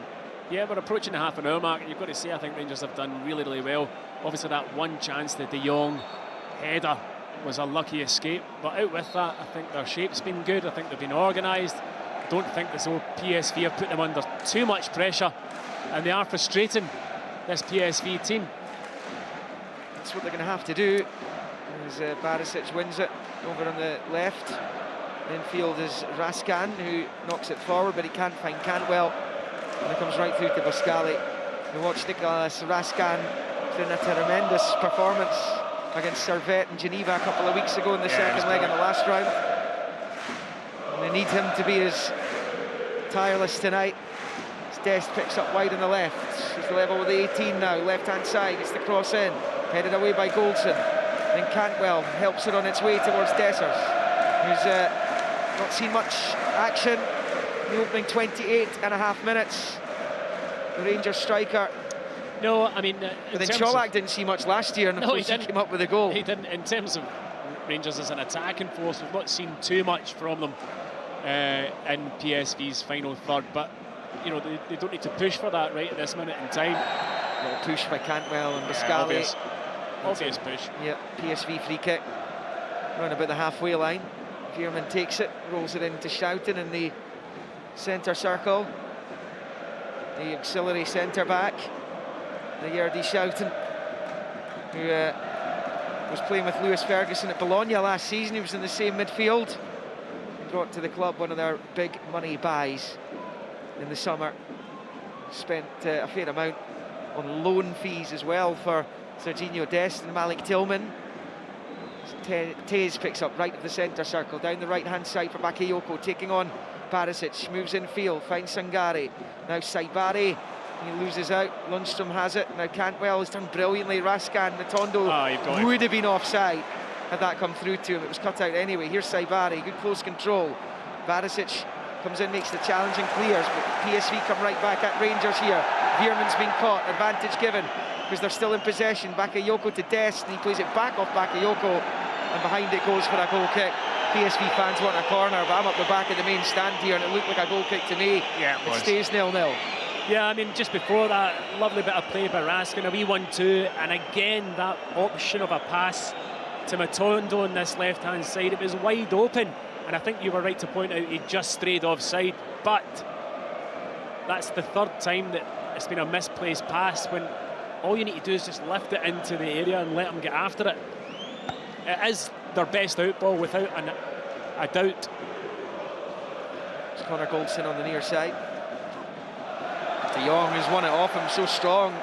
De Jong finds Veerman. He's going to get it back from Saibari. Looks up, the right foot shot from Veerman goes over the bar. And a couple of his teammates are left annoyed at him. Serginho Dest made a great run into the penalty area, but it's over the bar, and it stays PSV 0, Rangers 0. But Connor Goldson out-muscled, wrestled off the ball too easily by Luke de Jong. It's a mistake from Goldson. He doesn't make too many, but that one could have been costly. It was in a horrible position as well for a centre-back, out wide on this right-hand side. He certainly was. What a pass that is. Gone long, looking for Dessers. It bobbles nicely in front of Dessers, who's in here potentially, left-footed, and he drags it wide of the right-hand post. What a chance for Cyril Dessers, and what a chance for Rangers to take the lead. 31 minutes on the clock. It stays PSV 0, Rangers 0, but Dessers makes a situation that looked so promising for him, looked so difficult in the end, and he puts it past. The quality of the pass is of the highest level. It really is a sensational pass. Dessers is clean through, one-on-one with the goalkeeper. He doesn't ever look comfortable. He doesn't ever look totally set to hit the shot. We spoke before the game. Neil and I were chatting about how you might only get one opportunity in a match like this, and you've got to take it at this level. That was a decent opportunity. He drags it into the ground and wide of the post. He never looked confident. Great chance for Dessers. Tom was able to watch a replay of it there. He has been closed down by Jordan Taze, so that there was pressure on him, because still got to do better, Liam. He was at one point one-on-one. It stays goalless. Here's Noah Lang up the other end, left-hand side of the Rangers box, the underlapping Dest, who pulls it back. Saibari's shot saved by Butland's foot. Here's Bakayoko, it's still danger. Sangare goes down. No penalties, says the referee. And Rangers were almost made to pay a huge price, having missed that chance. Within seconds, up the other end went PSV. And really, Saibari should have been scoring. There will be a VAR penalty check here now, though, for the challenge on Sangare in the Rangers box by Raskan. Well, I don't think it's a penalty. Absolutely no chance it will be a penalty. But the chance before it, he absolutely has to score. I mean, that's the De Jong one now, and then that chance there, was it Saibari or Sangare? Saibari. Saibari, yeah. It's a sitter. It reminded me a wee bit of Matt O'Reilly's one at Celtic Park on Saturday. It's probably 7 yards out. Just pick a corner. What you would say, is it's a sensational save from Jack Butland. Stays nothing each. And Butland thrust out that left boot to make the save, to deny the Morocco international. It was a brilliant opportunity for PSV and came just seconds after Dessers had one up the other end. And 𝓳𝓸𝓷𝓷𝓷𝓰 Dessers actually scored here a couple of seasons ago. He scored 3 times in 2 games for Feyenoord against PSV in 21-22, so he's got good experience of scoring against this opposition and indeed in this very arena. 33.5 on the clock, 0-0. And it's now with Dest down the left-hand side taking on Jose Cifuentes. Rolls it infield for Veerman. He goes back to 𝓣𝓱𝓪𝓷𝓲𝓷𝓰 and then back to Veerman. Right foot, clip ball forward, looking for Lang. Headed away on his 18-yard line by Connor Goldson. Cantwell's little flick towards Lundstrom. He's lost out to De Jong. Now it's Saibari attacking the Rangers box. Rolls it to the left for Lang. Drops the shoulder, left-footed shot blocked by Goldson. He's going to go out of play for a PSV throw-in on this near side. Good defending from Connor Goldson. Read the danger, got across, made the block. Here is Lang into the box. Veerman, chip ball in, goal! PSV! Saibari scores this time as he nods it past Butland. And Rangers have a problem here in Eindhoven.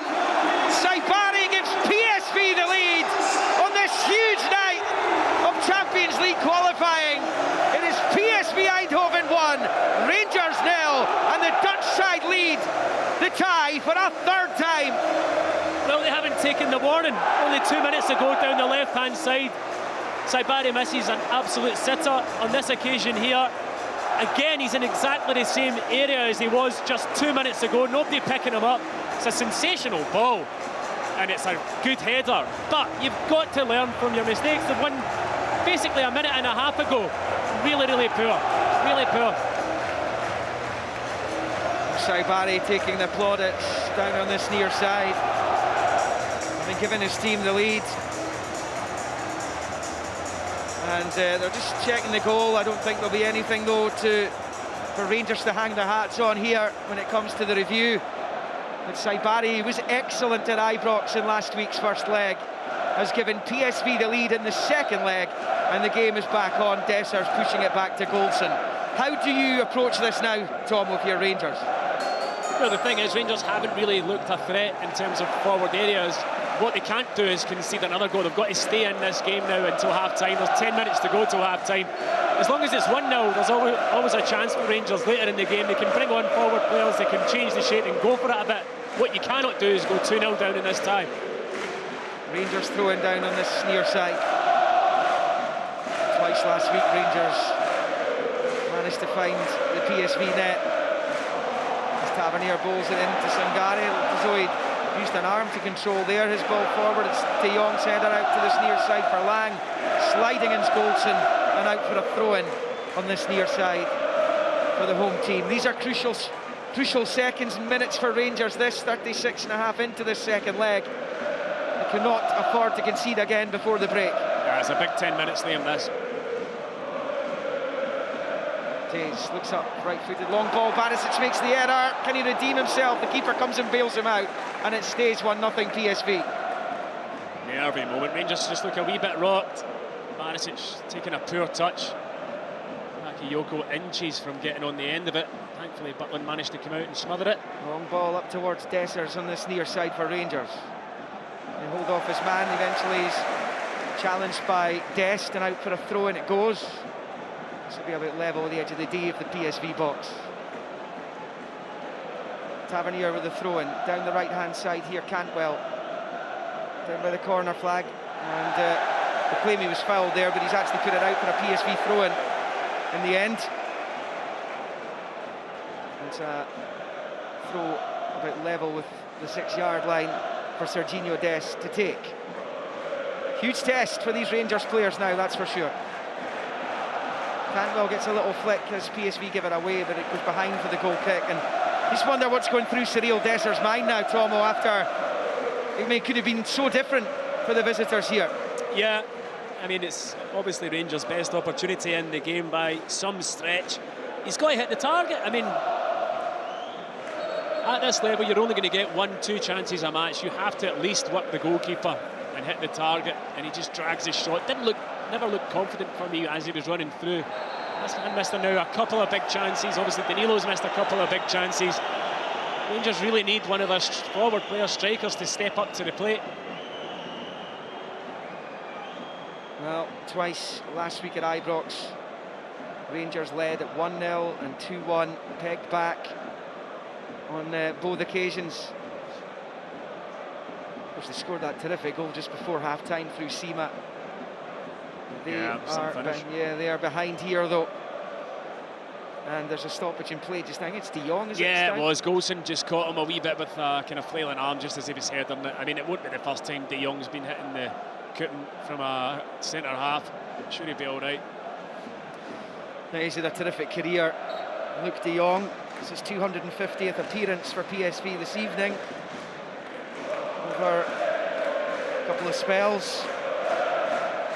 18 goals, 10 assists last season. His goal at Ibrox last week was his 5th in 6 appearances. Yeah, he's a phenomenal player, Liam. Free kick PSV into the Rangers box. It comes and De Jong wins the header, hits it back along the 6. Rangers clear. Matondo stabs it away. Breaks to Taze, flights it into the area, headed away by Tavernier. Veerman out to this near side for Lang. And then back to Veerman. Infield to Schouten, who goes back to the halfway line for Pascali. Left-footed, switch of play out to that right-hand side for Bakayoko. He's going to take on Matondo, stepping away from him, right angle of the box. Low ball crossed in, is cleared by Tavernier. Missed a couple, kind of went through, lasered through a couple of PSV players inside the Rangers box. As it breaks the way of Pascali as we head towards the final 5 minutes of the first half of the second leg. Out to the right-hand side, the goal scorer, Saibari, crosses in, blocked over there by 𝓤𝓲𝓷𝓲𝓷𝓰, and out for a PSV throw-in. It's Jordan Taze takes, and back onto the halfway line for Schouten, who finds Pascali. Well, we saw in Switzerland a couple of weeks ago when Danilo missed that huge chance. Rangers didn't pay the ultimate price for that, and they've still got time to sort this situation out, but it's all PSV right now.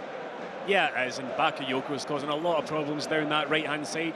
He's so left-footed, he comes in his left all the time, so if you're 𝓤𝓷𝓷𝓷𝓰, you know he's going to do it, but it's really difficult to stop because of his pace and his physicality, and he's put in some wonderful deliveries. Joey Veerman just outside the centre circle, the right foot out to the left for Dest. Turns it back into his own half for Pascali, squares it to Schouten. And then a little ball to his right for Taze. Switches it back out to the left. Dest is on his bike down this near side. Pascali forward, and he's found Noah Lang. Out to Dest now, level with the Rangers 18. Back to Lang, and then back the way to Veerman, and into his own half for Pascali. Short ball into the centre circle for Sangari. He finds Taze. They're looking very, very comfortable right now for PSV Eindhoven. Rangers have dropped off the game. You know, at the start of the game, Rangers were being a wee bit more forceful in terms of trying to get up into PSV's half. They've dropped off the game. They're allowing PSV time in the ball and possession now, and they will hurt you if you do that. Bakayoko to Sangari at the edge of the box. De Jong back to Bakayoko, who scuffs it high and wide. And it will stay PSV 1, Rangers 0 as we approach 42 minutes.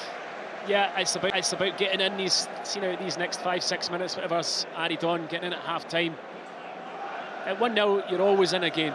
You're always in a game. And I think Rangers have got players on the bench who can make an impact, come off in the second half if they push. Just see out these last few minutes here. Goldson forward to Cifuentes. Struggled to get into the game. That came off him last. I think it's going to be a throw into PSV. It is. And Dest takes it quickly into the chest of Sangari. Chested it straight to 𝓤𝓷𝓷𝓷𝓰, but gets it back from Dest. Sangari to the right of the centre circle for Taze. Out to the right-hand side touchline for Bakayoko. Up against 𝓤𝓷𝓷𝓷𝓰. Rolls it forward. Taze gives chase. Matondo reacts well though. Wins it back for Rangers. Then 𝓤𝓷𝓷𝓷𝓰 puts it back into a dangerous area down by the corner flag and concedes the throw-in. Level with the Rangers 6-yard line. It's not back to Schouten, then to the right of the centre circle for Pascali. Left foot clipped ball, looking for Bakayoko. Barisic got something onto it by Saibari. Picks up the scraps behind him inside the box. To Sangari, to Saibari, back to the edge of the area for Veerman, looks up at the goal and shoots over with a left foot. And it stays PSV 1, Rangers 0. Sensational pass and vision from Saibari to pick him out at the edge of the box. PSV have had probably 3 or 4 shots from the edge of the box. 2 of them going over the bar, one of them testing Butland, an easy save all the same. But yeah, I mean, Saibari's causing a lot of problems because for the goal, a midfield runner drops him. I think it might have been Raskin. There, he was dropped by one of the midfielders as well. He is a very intelligent player and he picks up good positions on the pitch, but you've got to make sure he's marked. Lundstrom rolls it back into his own half for Goldson. Rangers seeing some rare possession here. Suter, it's a poor ball by Suter. He's given it straight to Saibari. De Jong loses out though to Raskan. And now it's with Cantwell outside of the boot looking for Tavernier and finding him on this near side. Steps away from one, couldn't quite get away from the other though. Serginho Dest slides in and puts it out for a throw-in to Rangers around about the halfway line down on this near side. We're in the final minute of the opening 45 here at the Philips Stadion in Eindhoven. Yeah, you know, I spoke about the fullbacks earlier on before the match started and about how important they can be and getting forward the pitch. It's usually one of Rangers' biggest weapons. Not really seen Tavernier too much in the last 30 minutes getting into those areas. Certainly on the other side, Barisic, I know he's got Matondo in front of him who's offering that as well. However, you know, Rangers need their fullbacks because their quality of delivery is superb to get higher up the pitch. It's a poor ball by Dest and Raskan's onto it. He's chasing it, but Dest will win it back on this near side down by the corner flag as he clears, and out it goes for a Rangers throw-in. They do have mistakes in them at the back. It was a mistake that Rangers profited from here last year as we go into the first of 3 minutes of stoppage time at the end of the first half here. Rangers trailing 1-0. Tavernier bowls it to Lundstrom, back to Tavernier, then infield for Raskan. Looks up and looks for Matondo with a big switch out to the left. Take him on. Now Matondo head down, Barisic goes in the overlap. Poor touch there by Matondo as he totally sold himself short there. He should have probably released Barisic, who was in a good position down the left-hand side of the box to cross. PSV have it back. It's another wasted bit of possession in the final third by Rangers. And it's the frustration of Matondo from what we've seen of him so far in his Rangers career. He can do something so good, but then he can be so slack at other times as well. He's very unpredictable. Saibari for PSV to the right-hand side of the Rangers box. Bakayoko looks up, drives it for goal, and across the face he goes, and wide on the reverse side by Bakayoko, who thought he'd scored there going by his reaction. It stays PSV 1, Rangers 0, but they were living a charmed life there. Johan Bakayoko down the right-hand side. It's not far away. I mean, it's just got too much space and time and acres. He's dragged it a wee bit, goes a wee bit past the post. It'd been better trying to cross it in. There was a couple of options in the box, goes in his own. He's in a good first half, Bakayoko. That all stemmed from Matondo's poor touch out on the far side at the other end of the pitch. Well, this is what happens. You give the ball away against quality opposition, and you're going to get hurt. He was out of possession, couldn't get back in, which allowed Bakayoko the freedom to drift off of Barisic. So, I mean, he should have done better in the first place. He's one-on-one. He's got all the pace in the world. You don't even need a trick. Knock it by the defender and take him on. But he ran straight into him, and that's what caused the problem. If Rangers can turn this round and find themselves in tomorrow's Champions League draw, they would be in pot 3. If they drop into the Europa League groups, it's pot 2. And there's a threaded through ball for Lang, right-hand side of the Rangers box. Tavernier covers across, Lang's back heel will come right through to Butland, so it's a relief for Rangers, and Michael Beale will just be desperate to get to half-time now with the damage not getting any worse. Yeah, that's exactly what he wants. Get in and try and come up with a plan to get back in this game. Just the one down, 3-2 in aggregate. Having twice led in the first leg. Here's Veerman in the centre circle, out to Bakayoko wide in the right. Up against Barisic. Level with the penalty spot. Looks to cross, right foot, it's decent. Comes to Lang, left-hand side of the penalty area. Couldn't quite get under control. He has it now. He rolls it back to the left angle of the box for Serginho Dest. Shifts away from Cifuentes, finds Lang. Tried to be returned to him by Veerman, but it was blocked by Tavernier, who has it, rolls it out to Cifuentes. on the near side. I make that about half-time here in Eindhoven as Lundstrøm picks up and looks to feed it into the path of Matondo on the left-hand side. Added time this. Rabi Matondo, left-hand side of the penalty area, taking on his man, getting towards the byline, and then just has it nicked off him by Jordan Pace. And that is half-time now at the 𝓳𝓸𝓷𝓲𝓷𝓰. The PSV supporters who cheer, they're here tonight for revenge, having been beaten by Rangers at this stage 12 months ago. It was Rangers who took their place in the group stage of the Champions League, but the Scottish side have got a fair bit of work to do if they're to repeat the feat tonight, because PSV lead thanks to that goal scored by Saibari, the bullet header from the left-hand side. The cross came, and Ismail Saibari dived and headed home past Butland. There was nothing the Rangers goalkeeper could do about it. That came just after he had made an excellent save with his foot to deny Saibari. But it could have been so different, because just before that first Saibari chance, 𝓳𝓸𝓷𝓲𝓷𝓰 up the other end. It was one-on-one at one point. Tays got back to make it a little bit more awkward, but he couldn't even get the shot on target. He dragged it wide of the right-hand post in what was Rangers' best opportunity of this match. They will have to hope that another one will present itself to them in the second half, because at half-time here in Eindhoven, it is PSV 1, Rangers 0, and 3-2 on aggregate. Rangers in the Champions League playoff round. Live on Sports Sound from BBC Radio Scotland. There's no substitute. Yes, no doubt Rangers are right up against it in Eindhoven this evening. What a chance that was for 𝓳𝓸𝓷𝓲𝓷𝓰 on 32 minutes. 3 minutes later, PSV went ahead. Saibari with a free header there. They had another chance just before that. Jack Butland made a terrific stop. He's been a great signing for Rangers. Neil McCann, your assessment of that first half performance from Michael Beale's side?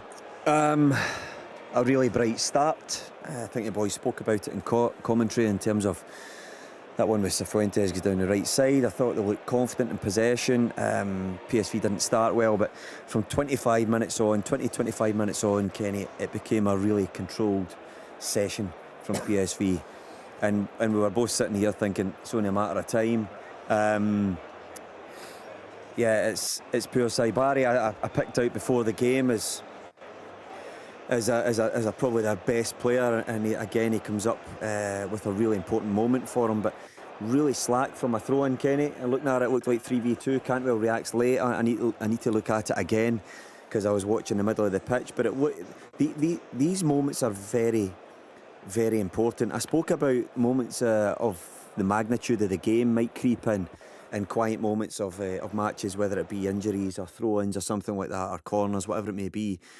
But you have to do your job, and it looked like to me that there was a 3v2 situation out there that allows Veerman to get a run and pick out the ball into the box, and they're punished. But Rangers set up in that 4-4-1-1, 4-4-2 almost, with Cantwell and Dessers up there, and Cantwell and Dessers have virtually been spectators. I mean, totally ineffective. Dessers had one chance. We've spoken about it before the game a lot, about the importance that you get these chances. Stevie said you might only get one. He snatches at it. It's a huge moment in the game for Rangers. It's massive, because up to that point they had done nothing other than a bright start, and it just shows you it's small defining moments. If you don't take them, you can rue them. Matondo's showing little flashes, but to be honest, they need to change the shape. It's not working. They need to do something at half-time, and actually they've got a pedigree there in the last two games in particular that Michael Beale has addressed his team at half-time. He's changed tactics in the second half, and it's been much, much better. Yeah, they spoke before the game, Tom English, about perhaps they would just get one golden opportunity. We spoke about the striking options available to Michael Beale. 𝓳𝓸𝓷𝓲𝓷𝓰 has had a fairly challenging time since coming in at Rangers. He was getting a bit of the boos from the fans in the game against Livingston. It was when he burst through there, he just never looked confident. No, he didn't. He struggled to get the ball under control. I'm not sure if it hit his hand as well. And then he just pulls it wide. I mean, you're looking at him and you're thinking he's not going to score here. To fail to hit the target I think is poor. He needs to force a save out of the goalkeeper, minimum. Yeah. He has to. He just has to, and he doesn't. He's pulled it wide. He's made it easy for the goalkeeper, not asked any question at all. And that was really Rangers' chance. And they've been outclassed since then. PSV dominant, easy. Rangers are just passive. Their use of the ball has been awful, giving it away all the time, under pressure, but giving it away, and just asking for these waves and waves of pressure from PSV. It's only one goal, but there's a major gulf in class. You look at the goal. Veerman gets in behind Tavernier, quick, alive to the chance. Saibari runs off Raskin. Just speed of thought, speed of movement, just quicker, slicker. And I really like this PSV team. You look at the age profile of it. Bakayoko's 20, Saibari and Dest are 22. Taze is 23, Lang and Veerman 24. That's a really, really good age profile. And they're sharp players, they're intelligent players. They're not flattered at all by 1-0. It could be 2-3. It might well be 2-3 if the tempo of the first half continues into the second. They're just streets ahead. I think if you're going to play with 4-4-2, you can play, like I said before the game, Kenny, you can play in a direct manner. I think you need power and pace up top. I think Dessers has certainly got that physicality, probably. He's a good shape. He looks reasonably athletic, but he can't do it himself, and Cantwell's not going to win any headers. It needs to go to the boys' feet. And I think they're getting swamped in the middle of the park. They always seem to have a man over in the middle of the park. The way they play, Saibari plays inside. They've got 𝓤𝓸𝓲𝓷𝓲𝓷𝓰. They've got Veerman. Noah Lang comes in the pitch to free Dest. They always seem to have an overload in between the lines of the 4-4-2. Now, if you're going to play with two up top, Sima probably would come into the equation because he can stretch teams. He can go in behind. They're very open, PSV, to me. They've had that chance, for example, Dessers. Yeah. And then Matondo's had several opportunities to be slipped in, and the execution of the pass has been poor. So there's space there to hit. This team will go for the jugular. Tom's already reeled off 2s and 3s and 6s and God knows what in terms of banging goals, and they will not sit in a 1-0. They'll go for it. They'll leave spaces. So therefore, I like Cantwell in 10, but I would like to see a 3 in midfield, maybe Cantwell being maybe tucked off the front and getting someone up alongside Dessers that provides a physicality. It might be a Lammers. Might be something like that you can clip it up and it becomes a fight, a battle. 6'3", the big fella. Then Cantwell can get in touch and use that ability to evade challenges, because he's not robust enough to be physically good enough to hold it in against these players, particularly Sangari. So it needs a change of an adaptation of what they're playing just now. As I said, I thought last week the shape that they chose in the second half was much better, like Servette, and they'll need a similar outlook again, because if they continue in this, it will go 2 and 3 and the tie will go from them. Yeah, 65% possession for PSV, 10 shots to Rangers 2, 3 on target for the home side, no shots on target for Rangers.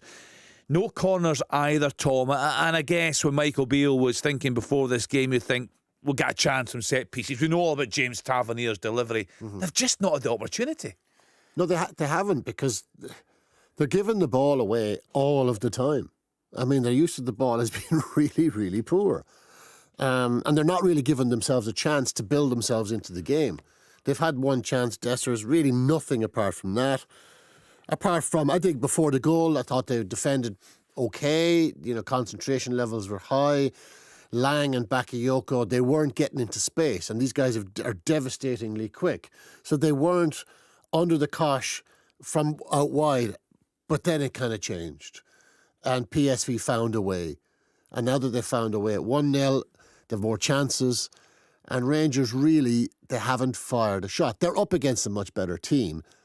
But they're not putting their best foot forward, Rangers, here. They're not in the game at all. They're defending their way into a 1-0 defeat. If they're lucky. That's all. They're not aggressive in the match. They're not accurate enough to be in the match. They're just not good enough. So looking at the options then, Neil, on the bench, you think perhaps Lammers, Sima Again, his goal was exceptional last week, but he never looked entirely comfortable. A bit like Dessers going through. A lot of the time, he didn't seem to have the ball under control. Perhaps confidence an issue. Scott Wright, could he perhaps come on and pose a threat? What options does Michael Beale have here? Well, I mentioned Seema and I mentioned Lammers in terms of the physicality or running in behind. They need to gain territory. They're too deep. They haven't laid a marker. You said there are no corners, no shots. That one for Cifuentes and Tavernier involved in a little build-up where he smashes it across the face. I'm just saying, again, this isn't, please don't think this is a witch hunt, but it's getting smashed across the face. A number 9 goes through the middle of the goals. He runs towards the middle of the posts. That drags centre-backs with him. If it's cut back, Matondo gets a cut back, or a central midfielder.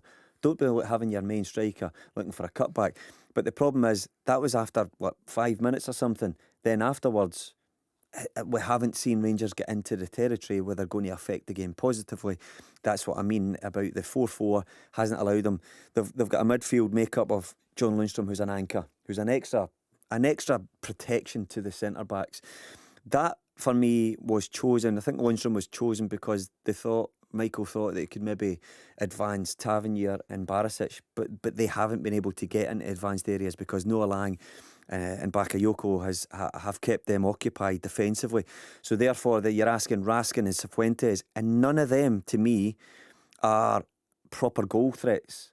Good players, by all means, yes, I agree with you, good players, but it needs more firepower up top to help Dessers. I think he's been really, really isolated.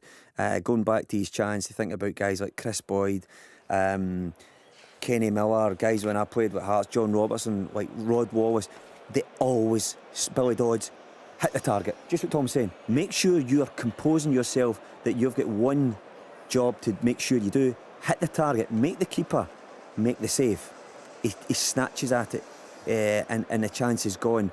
But maybe that's just because he's had a running exercise to do for the first, 35 minutes or whatever that was when he got his chance. So I wouldn't be surprised if we see guys coming on. Lammers and Seema would spring to mind, absolutely, to me, right away.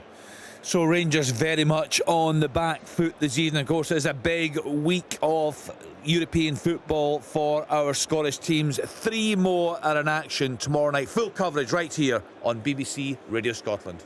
Following Scotland.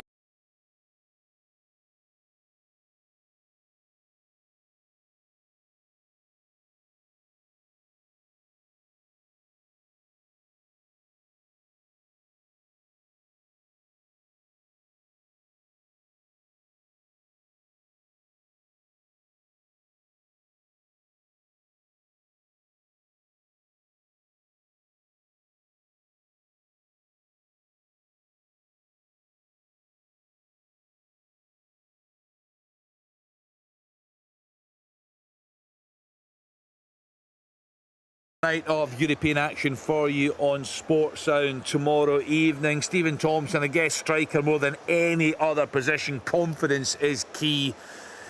Cyril Dessers never looked in any way confident when he went through with that opportunity to get the ball under control, couldn't get the shot on target. What are your thoughts in terms of changes for this second period? Yeah, I mean, you're right. I mean, first and foremost, the pass through was sensational. It was an amazing pass. He couldn't get it down, it wouldn't sit for him. But even then, it just looked hesitant to me. And when you're not confident, you will drag at things, you'll overthink things, and he snatched at it. You know, he didn't look fluid at any point when he was going through, and he missed a couple of chances on Saturday. Honestly, I don't know. I think obviously Danilo's been bought for a big price tag. Maybe this is his moment to shine if you bring him on. The big problem for Rangers is that the more they go forward, the more they're going to leave themselves open to PSV. You know, the more players they commit forward trying to get back in this game. And a second goal for me kills it. I don't think Rangers have got 2 goals in them. Not on that first half performance. It's a massive 45 minutes. They're still very much in the game. But the performance level has to improve. I said before the game they have to reach a level that they've not reached so far this season to win this game. They haven't done that. They haven't done that in that first half. It's not been a brilliant performance.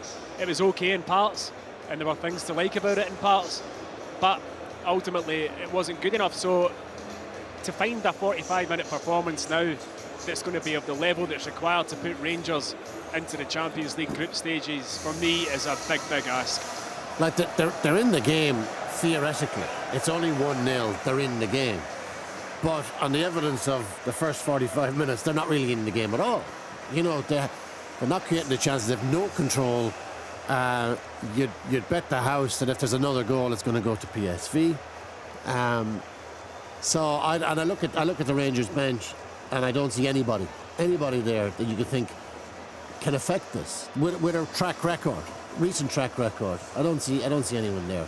I mean, that's damning. Like But that really is damning. On a night like this, the money that's been spent, and you come out with a statement like that. Well, like, I mean, listen, I might be wrong, you know, but I don't see much from Lammers so far. Sima, okay, one shot, brilliant goal the last day, but not a lot. Danilo, not a lot. You know, Wright, are you going to look to Wright to come on and change the game in Eindhoven? I'm not sure.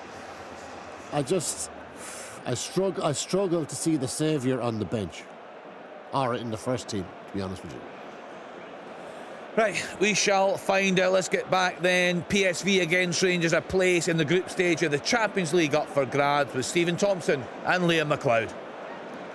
Rangers record in the Netherlands before tonight, played 14, won 6 of them, lost 6, drew the other 2. As they look to try and claw their way back onto terms in this tie. As PSV kick off the second half, no changes for either team. PSV going from left to right with the red shirts, white shorts, and the red and white socks. Rangers all in blue as PSV go left to right. Rangers unchanged, as I say, so Michael Beale has elected not to look at the reinforcements yet, but here's a chance for PSV already. Dest pulls it back, comes off Lundstrom, who blocks the resulting shot at the edge of the penalty area. That might well have been goal-bound there. I think it was Joey Veerman who hit it. We've got plenty behind the shot as well, as Dest picks up the left angle of the box for Luc de Jong, who wins the corner off Cantwell. Bright start by PSV Eindhoven as they look to try and kill this tie early on here. Yeah, not the start that Rangers were hoping for at all to this second half. Big chance. Falls to Veerman at the edge of the box. It was actually Goldson that got the block with his knee. It was going on target. I think Jack Butland would have saved it, but an early corner. You can hear the energy in the stadium from the crowd. They want this second goal. Veerman was over there waving his arms at the PSV fans, getting them to make some noise. In comes the corner. Butland gets fingertips to it, and it's out onto this near side where Bakayoko goes after it. He goes out to play off a Rangers man last for a PSV throw. And this is about level with the edge of the D of the Rangers box. Pulled back the way by Jordan Tays into his own half for Schouten, and then shifts it back out to this near side for Bakayoko, who can't control, and it goes out for a throw-in on this near side. So Butland in goal for Rangers, Tavernier, Goldson, Suter and Barisic, Cifuentes, Lundstrom, Raskan, Cantwell supporting Matondo, and Dessers up front for PSV. Benitez in goal, Tays, Schouten, Pascali and Dest, Saibari, Sangari and Veerman, Bakayoko, Lang and de Jong.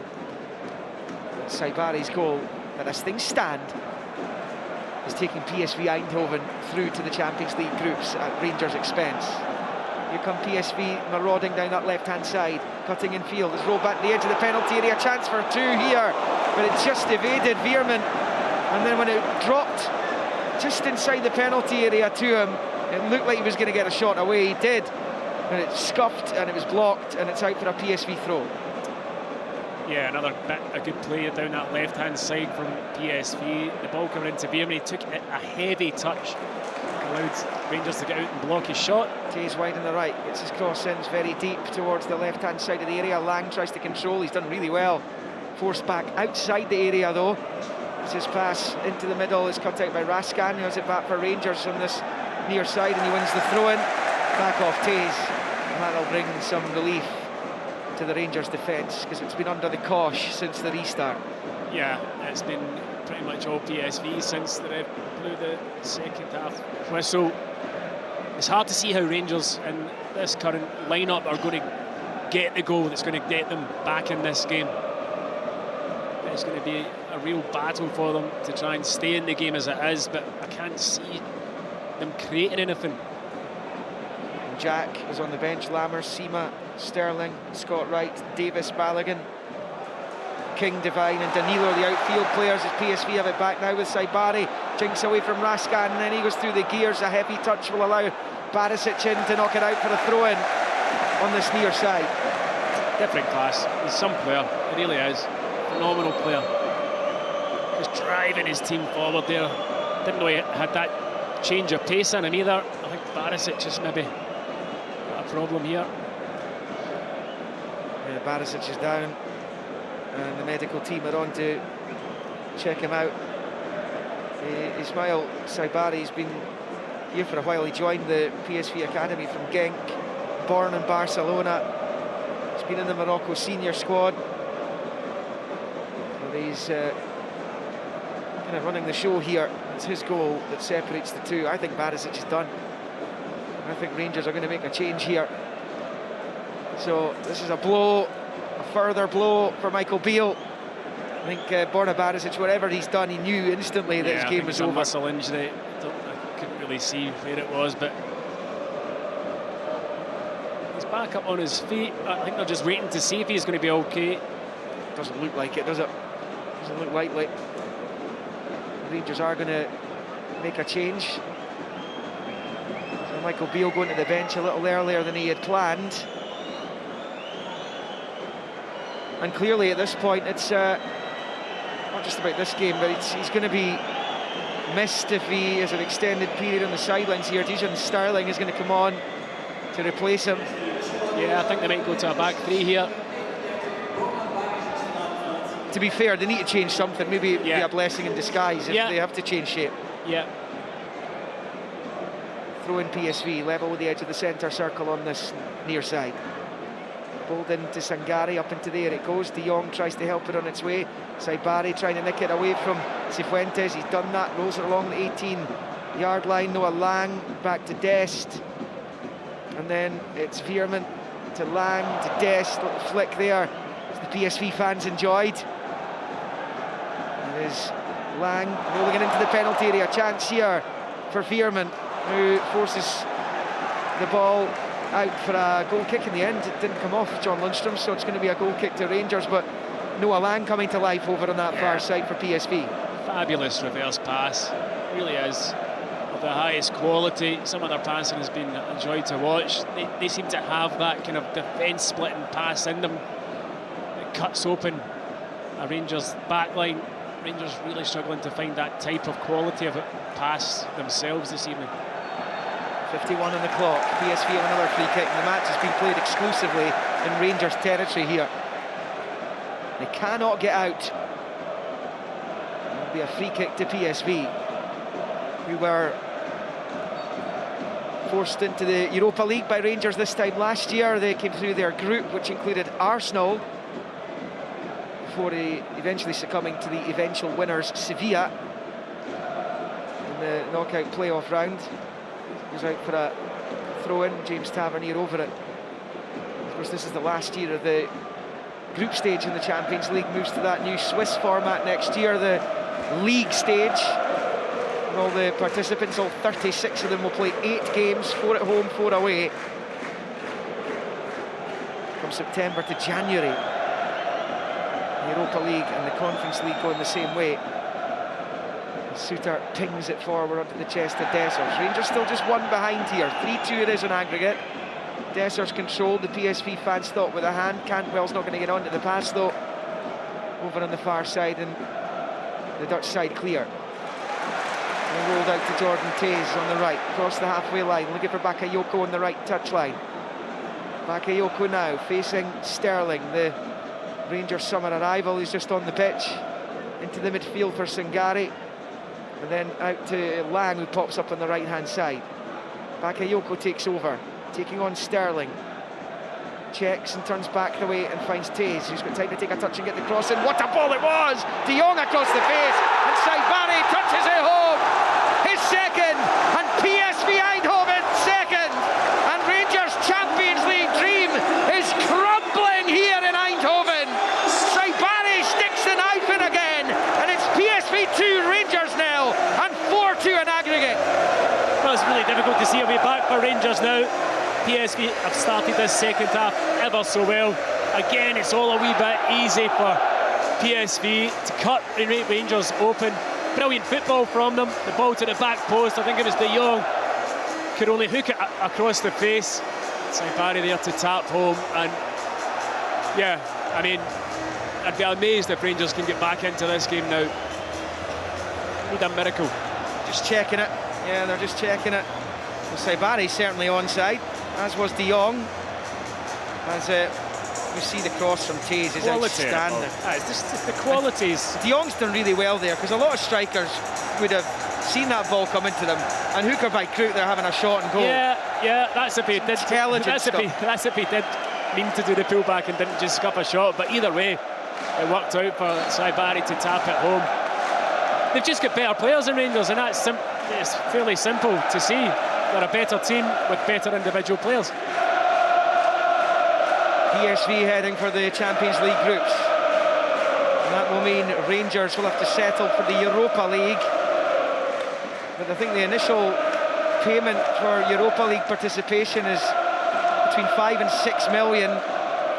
The Champions League, it's in excess of 30. It shows you the huge chasm between the two competitions.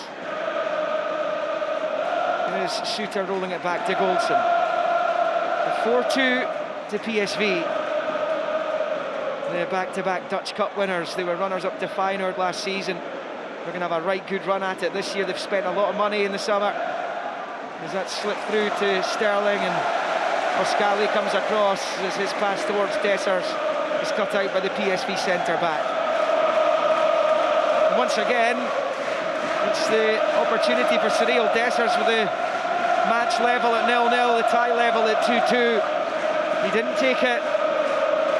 And at this level, you just simply, you've got to be in a position where you're taking those chances. Yeah, it was a big moment in the game, Liam, without a shadow of a doubt, considering PSV scored their first goal just a couple of minutes after the opportunity. And that's the difference, unfortunately, for Rangers. Cifuentes on the turn against 𝓳𝓸𝓷𝓲𝓷𝓲𝓷.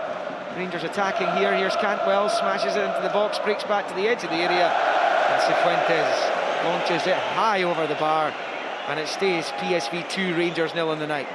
Half chance, edge of the box, the ball ricochets back from the cross to him. He's hit it first time, but the ball was coming up at a reasonable pace, but high and wide.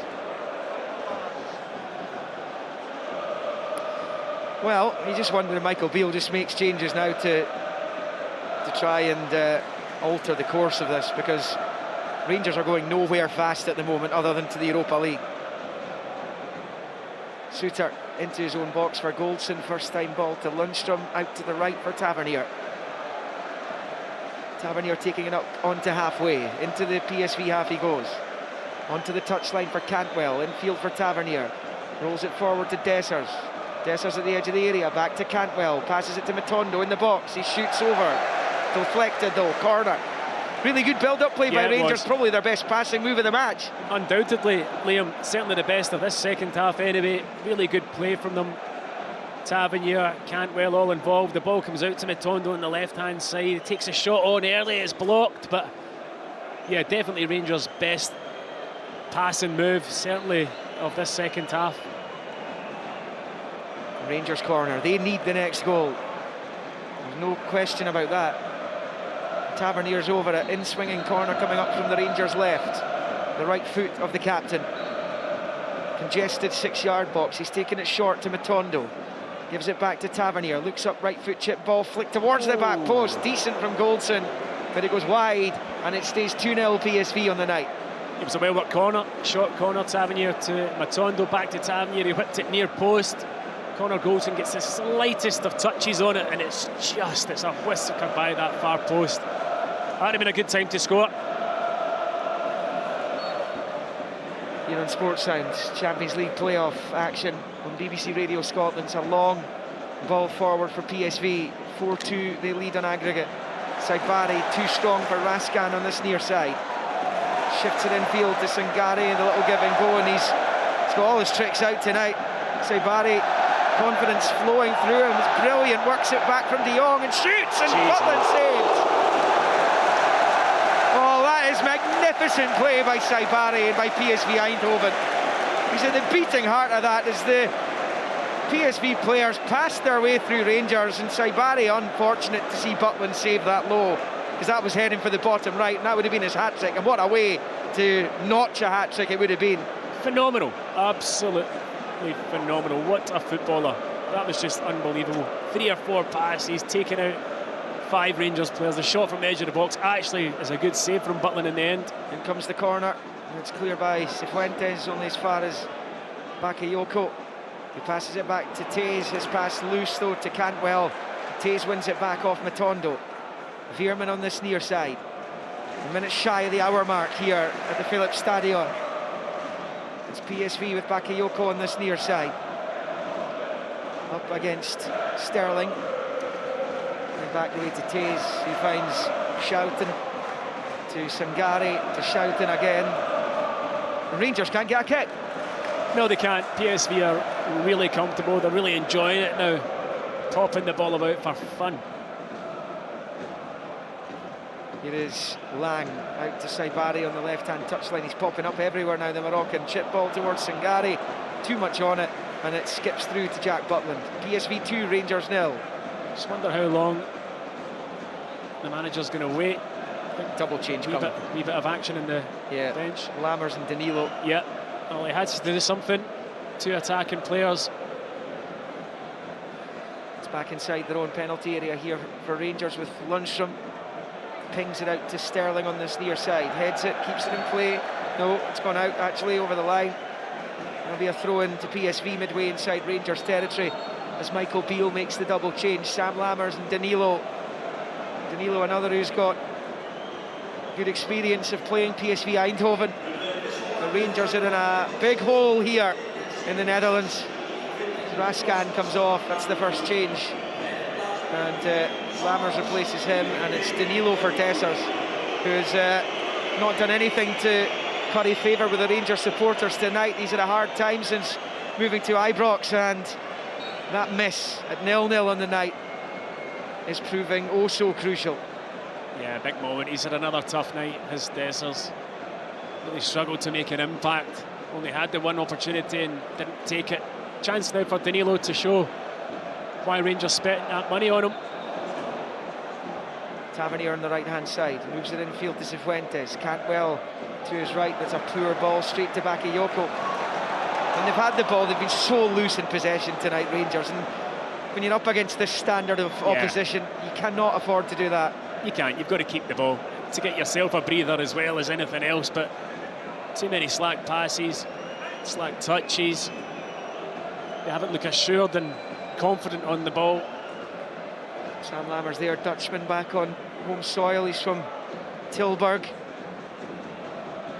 Rangers have had a few trips to the Netherlands in recent years. They were in Tilburg themselves a few seasons ago to play Willem II, as Cantwell is tripped to the ground, and that will be a free kick to Rangers midway inside their own half. Goldson for 𝓳𝓸𝓷𝓲𝓷𝓬, long with the right foot, out to that right-hand touchline where Tavernier is. He's found him. Tavernier, low ball to Danilo, first time to Lammers. Can't quite get it out from under his feet. He still has it right-footed and wins Rangers a corner at least. So the substitute making an immediate impression. Yeah, it was lovely to be passed to him from Danilo, really sharp into Lammers' feet. He couldn't get it set, he couldn't get turned. Eventually, under massive pressure, manages to get a shot away, deflected for the corner. Outswinger from Tavernier over on that far side, the Rangers right, below the Rangers fans, and it comes, headed away really by Veerman, and out for a Rangers throw-in. It wasn't a good delivery by Tavernier. It's taken short, the throw-in to Matondo, back to Tavernier. His cross is blocked this time. They just don't have the same quality in the final third. No, they don't. I mean, Tavernier's delivery is normally excellent. Just on that occasion there, the corner, poor delivery. There's Tavernier to Lammers at the right angle of the box, out to Matondo. His cross is deflected into the area where Bakayoko can clear.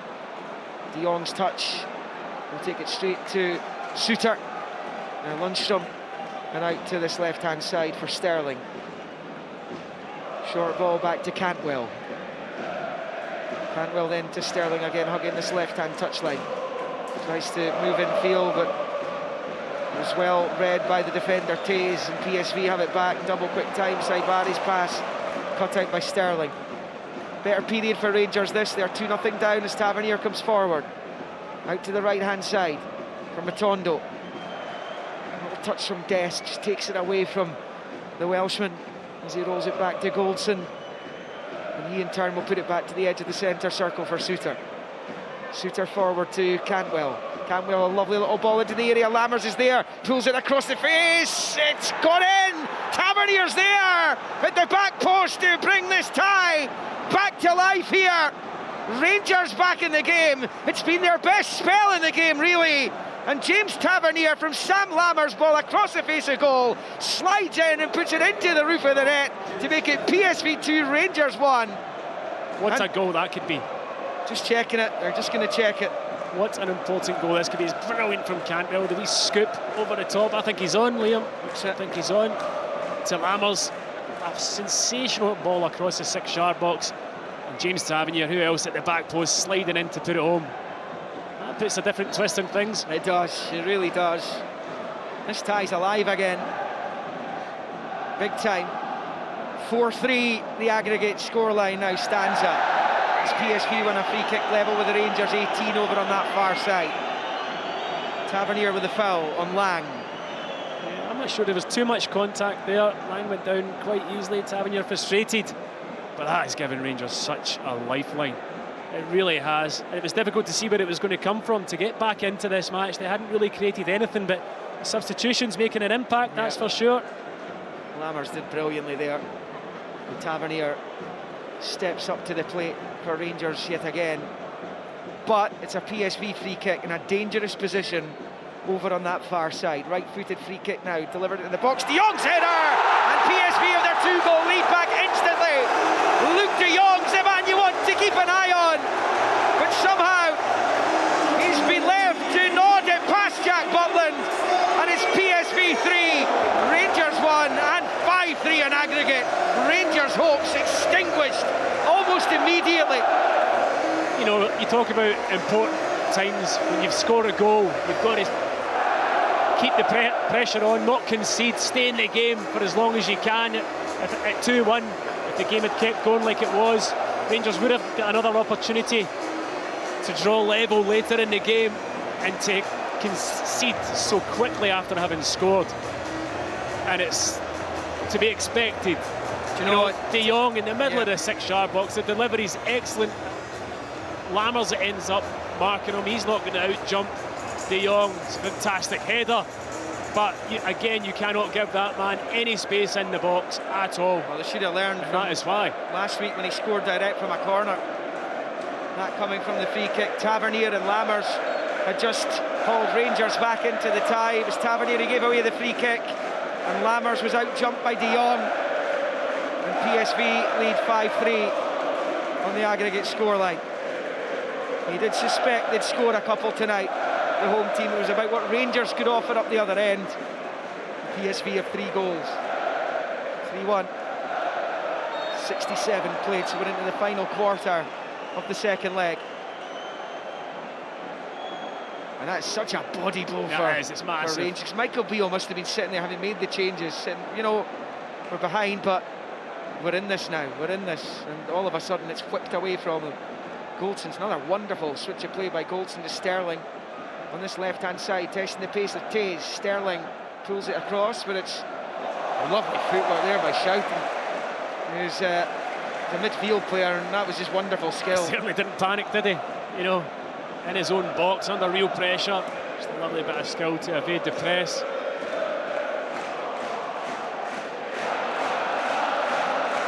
The PSV fans enjoying themselves again.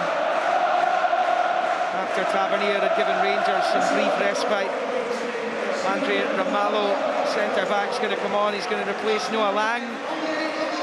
So Barry will move out to that left-hand side.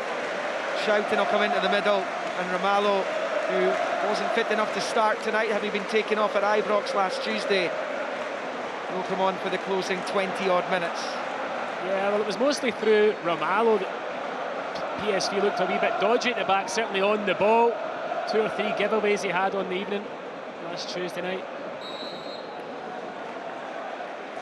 Well, that was Luke de Jong's goal as he goes head-to-head with Cantwell.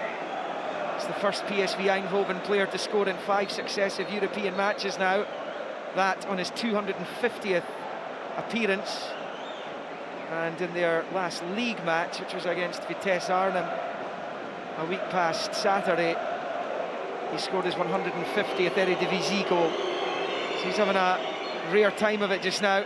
The frustration, I think, on the face of Todd Cantwell there is the long free kick for PSV. He's met by the chest of Butland, who came outside his box there to get rid of it in unorthodox fashion. Did well in the end.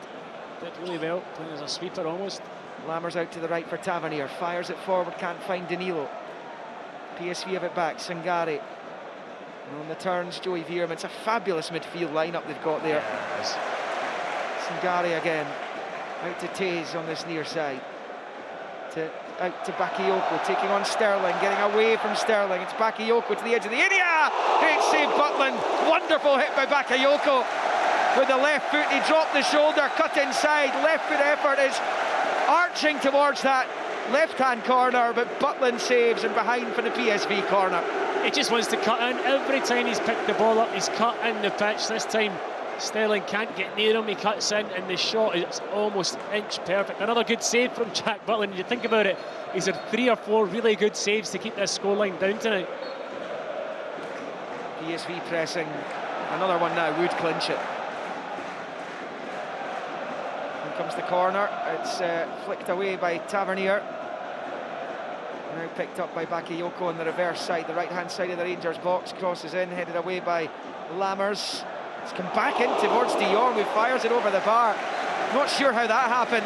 He's looking up to the heavens, where the rain tumbles down from all of a sudden. It was very wet here this morning, dried up in the hours building up to kick-off, but it's pouring down now again, and that's another chance for Luuk De Jong. Yeah, it was. He'd be disappointed he didn't do better with it on that occasion. It was a poor clearance from Cifuentes. It broke to De Jong off the deflection. Puts it high into the stand behind off to our right. Rangers have it with Danilo over on the right, looking to fire forward towards Matondo. He's found him as well. Matondo's in behind, chance to bring Rangers back again, but what a wonderful piece of defending that was from Taze. He's come from nowhere to deny the speed merchant Matondo, who scored that fabulous goal in the first leg last week.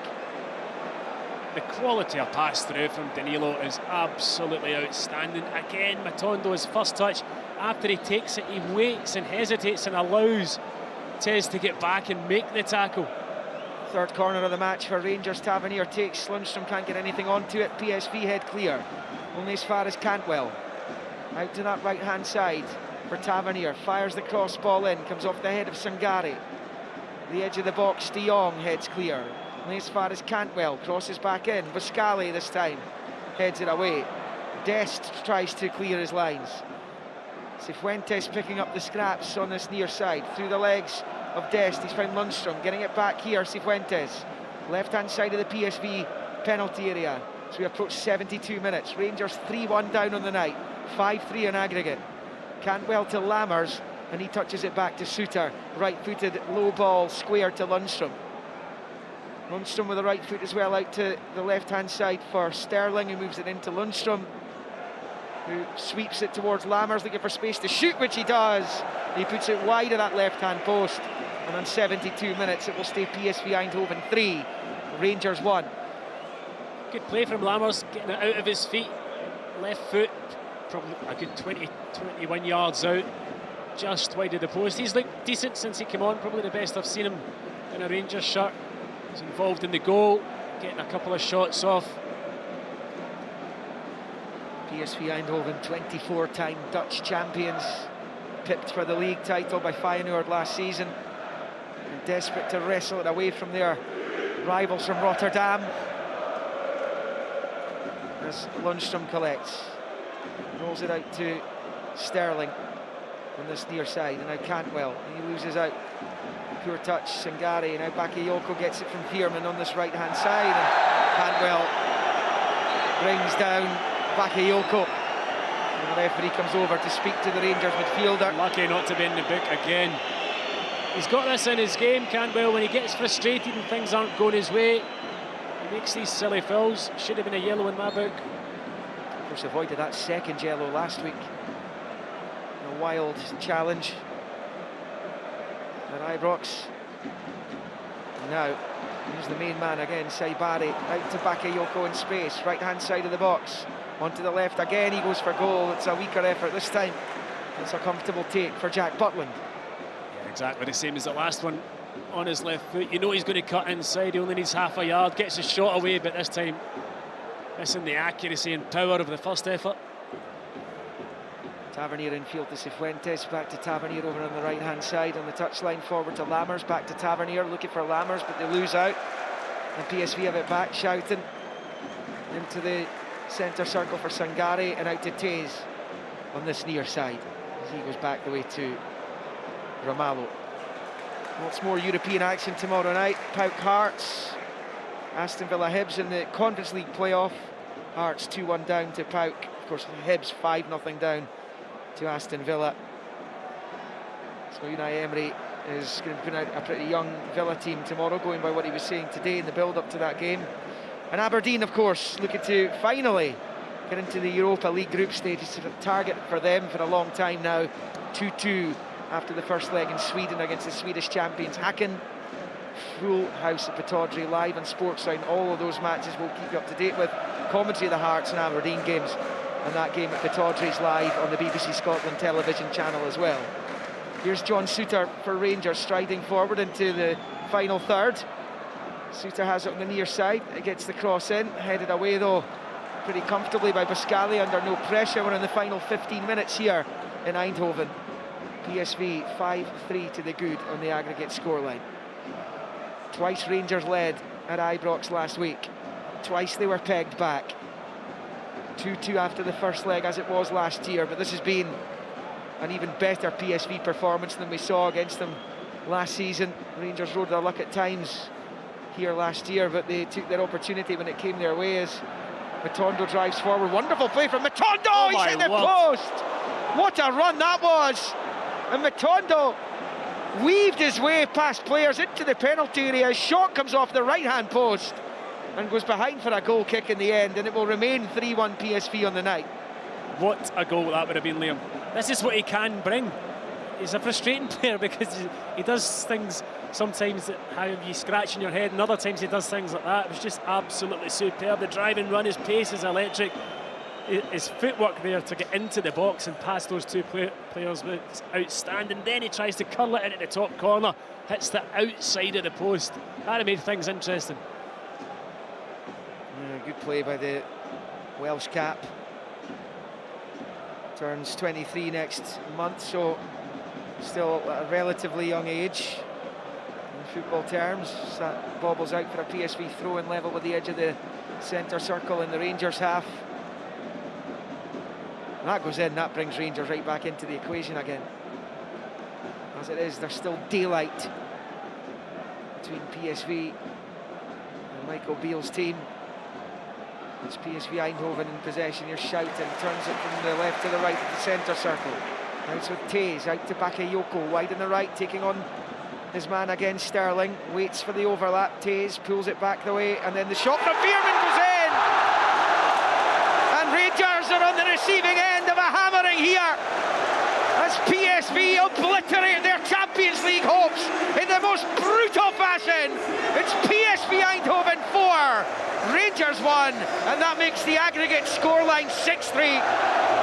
Again, Bakayoko heavily involved. He's had a brilliant evening. He really has caused Rangers so many problems down this right-hand side. But if you think about the moments in the game and the chances, and then straight after the chances, you know the 𝓳𝓱𝓪𝓷𝓲𝓷𝓰 one, then PSV go up the other end of the pitch and score. Then Rangers do get a goal back and concede to only a minute later. Then that chance for Matondo off the post, PSV go up the other end of the pitch and score. Big moments in big games. Rangers haven't taken theirs, PSV have. Well, they're checking the goal at the moment. There was a PSV player not far off Jack Butland there. I think it was Sangare was standing on the 6-yard line in an offside position. And was he interfering with play? Doesn't look like it. Looks like the goal's going to stand. And Rangers being railroaded out of the Champions League here. 4-1 on the night. Rangers could have had a case there for the player standing in front of Butland. Don't know whether he was completely unsighting him though, but the goal stands. Well, this is some revenge, is it not?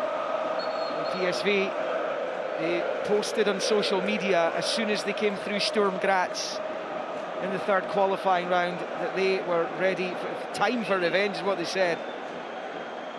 And they've dished it out. Yeah, they've been the better team. I mean, there's no getting away from that. Over the two legs, they've been the better side. You know, the scoreline could be a lot worse tonight had it not been for Jack Butland. Rangers have had their moments, but not taken them. Tavernier over a Rangers free kick meantime in an attacking position, left-hand side. In comes the cross, a decent one as well, and Danilo threw himself at it, couldn't really get anything on it, and it comes right through to Benitez. It will stay 4-1 PSV with 11 to play. Sensational ball in from Tavernier, really good ball. Lots of whip on it. Problem for Danilo is it's moving away from him, it's whipping away from him. He's just trying to get the slightest of touches on it. He's only a couple of inches from it, but because of the spin in the ball, he was never making it. Goalkeeper again, another example of him perhaps not being the most reliable. It was a short ball, he almost gave it straight to a Rangers player, straight to Danilo. As De Jong fires it out to Bakayoko on this near side. Well, it will be Thursday nights for Rangers in the Europa League as Cantwell wins it back, comes into the box. He's found Danilo, looks to shoot, it's deflected. Keeper saves down to his right. Now it's a chance for Matondo. His shot was always rising over, but it's an opportunity there for a combination of Danilo and Cantwell initially as we go into the final 10, and it will stay 4-1 to PSV and 6-3 in aggregate. Another couple of decent half chances. I mean, Danilo's one gets blocked, and you think the goalkeeper was awfully slow to get down to it. The ball had no pace on it whatsoever. Then he kind of makes a meal of his punch away. It falls to Matondo. He lashes at it, but high over the PSV bar. They have made chances in this second half, but the problem for Rangers is they haven't taken them and they've also conceded. PSV have been utterly ruthless. Jack Butland's made some saves as well. This could be worse. Yeah. Yes, it'll be Europa League Thursdays for Rangers. Oh, and Goldson's just scored an own goal. Goldson passes it back towards his keeper. Butland was nowhere near it as he raced back to try and prevent it from going over the line. Connor Goldson puts through his own goal, and it's PSV 5, Rangers 1, and 7-3 on aggregate, and it's turning into a humiliating night in this competition for Rangers again. Yeah, I mean, I think that was pretty humiliating the way that goal went in. Initially, Butland comes out. He doesn't really get his pass to Connor Goldson with enough pace on it. Goldson then inexplicably fires it back at him.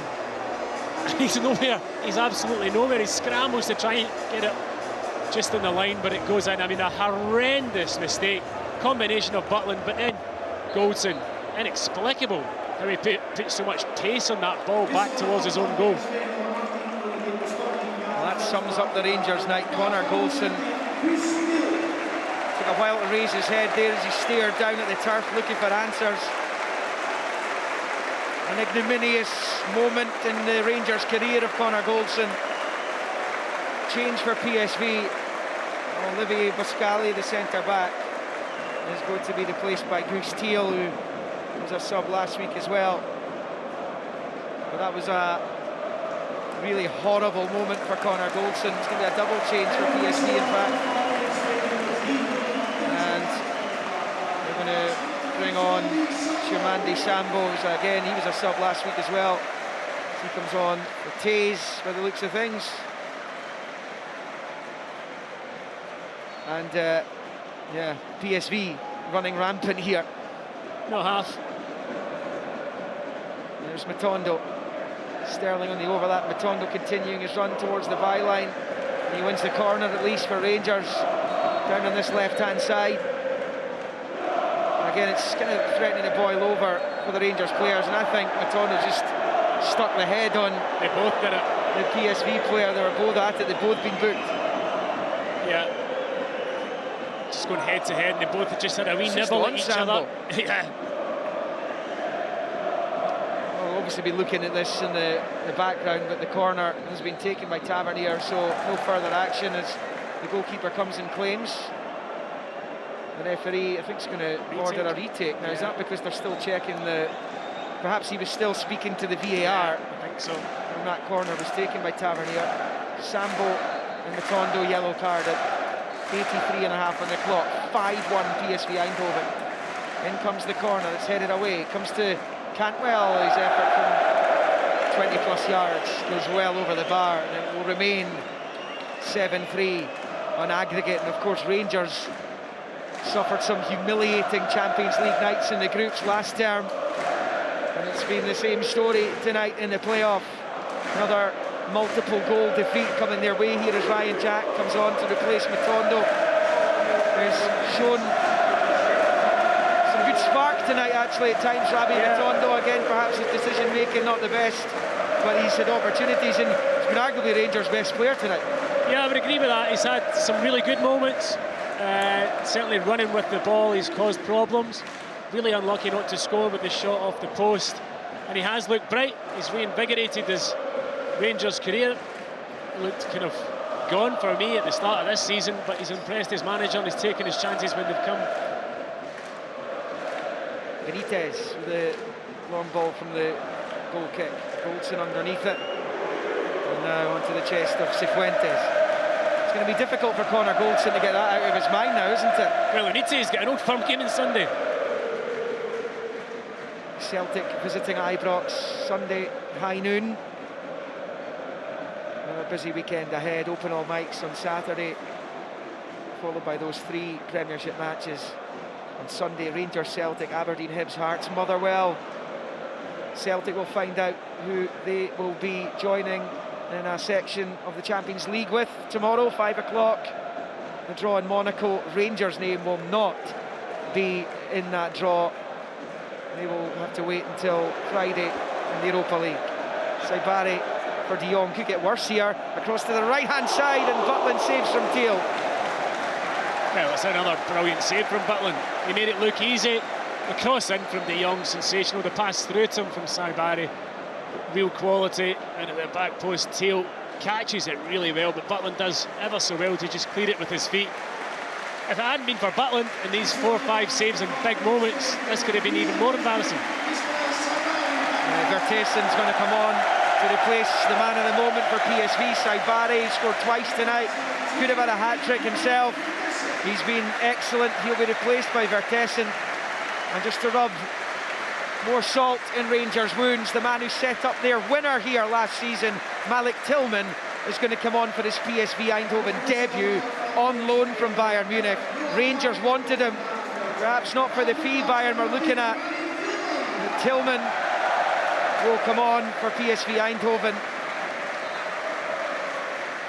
for his first appearance in front of these supporters, in front of a 36,000 capacity crowd. Well, both the players that have gone off the pitch have had incredible nights. They really have. Saibari and Bakayoko. Really, really strong performances. So impressive, especially Saibari for me. Incredible night. Tillman was, of course, PFA Scotland's Young Player of the Year last season. As he comes on for his PSV bow. And Rangers have a throw-in up the pitch. It's Danilo just knocking it, looking for Jack, but it's going to break to Sangare. Gives it away. Rare mistake by one of the PSV midfielders. We're in the final 3 minutes here as Lundstrom's cross ball evades everyone and goes behind for the goal kick. So it will be Europa League, Stephen, for Rangers. Yeah, it will be. They did okay last time they were in that tournament. They certainly did. Do you know what? It might be a blessing in disguise, because I don't think this team is capable of playing in the Champions League this season. And given what happened last season, the humiliation that happened there, then going into Europa and having a decent run in Europa, I think, is no disaster for Rangers. Well, they put together the worst campaign a club has ever put in the Champions League groups. Yeah. The season before, of course, Europa League final. Jack forward to Lammers. He fires it into the feet of Cifuentes. He goes back the way to Jack. Now it's with Sterling out onto the touchline for Cantwell. He rolls it to the edge of the centre circle for Goldson. Out to the right-hand side. Tavernier's ball into the box. Lammers it is back to goal. He can't control anyway. PSV get it away. And those PSV fans slumped their way out of this stadium a year ago, beaten by Rangers. Well, it's been some recovery. Here's Cifuentes for Rangers. He gets the shot away from just inside the box.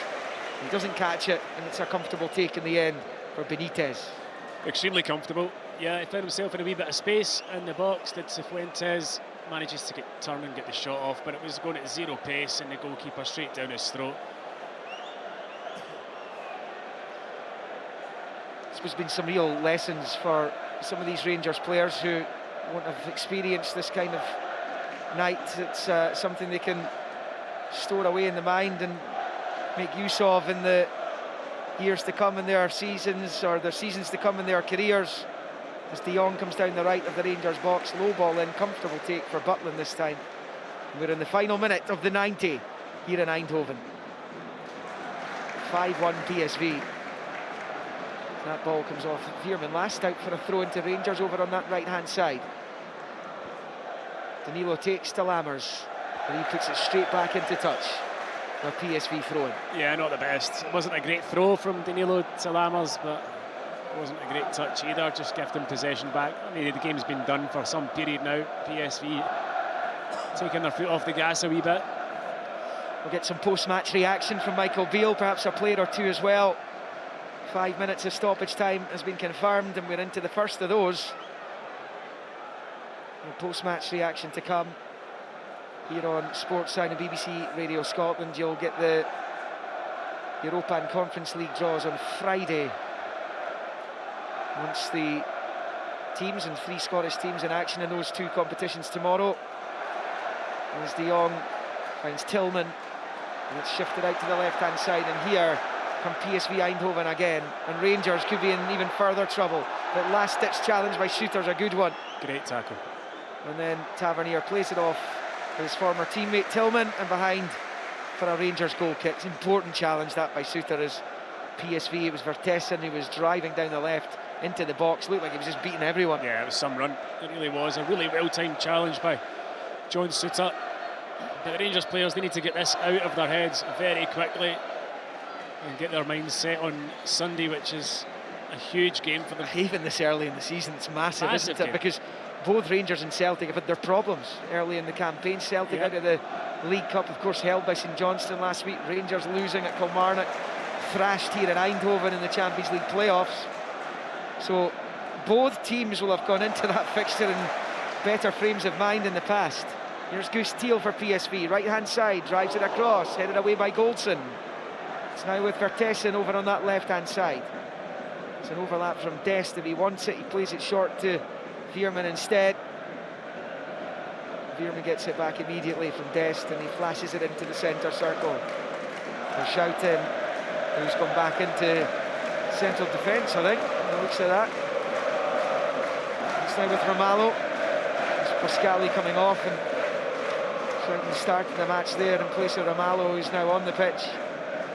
As that's rolled back to Benitez. First time right-footed up towards halfway. Will drop down towards Souttar, who falls over Luc de Jong, and the referee's going to stop play and give Rangers a free kick. As Teal went forward, the howls of derision from the PSV supporters.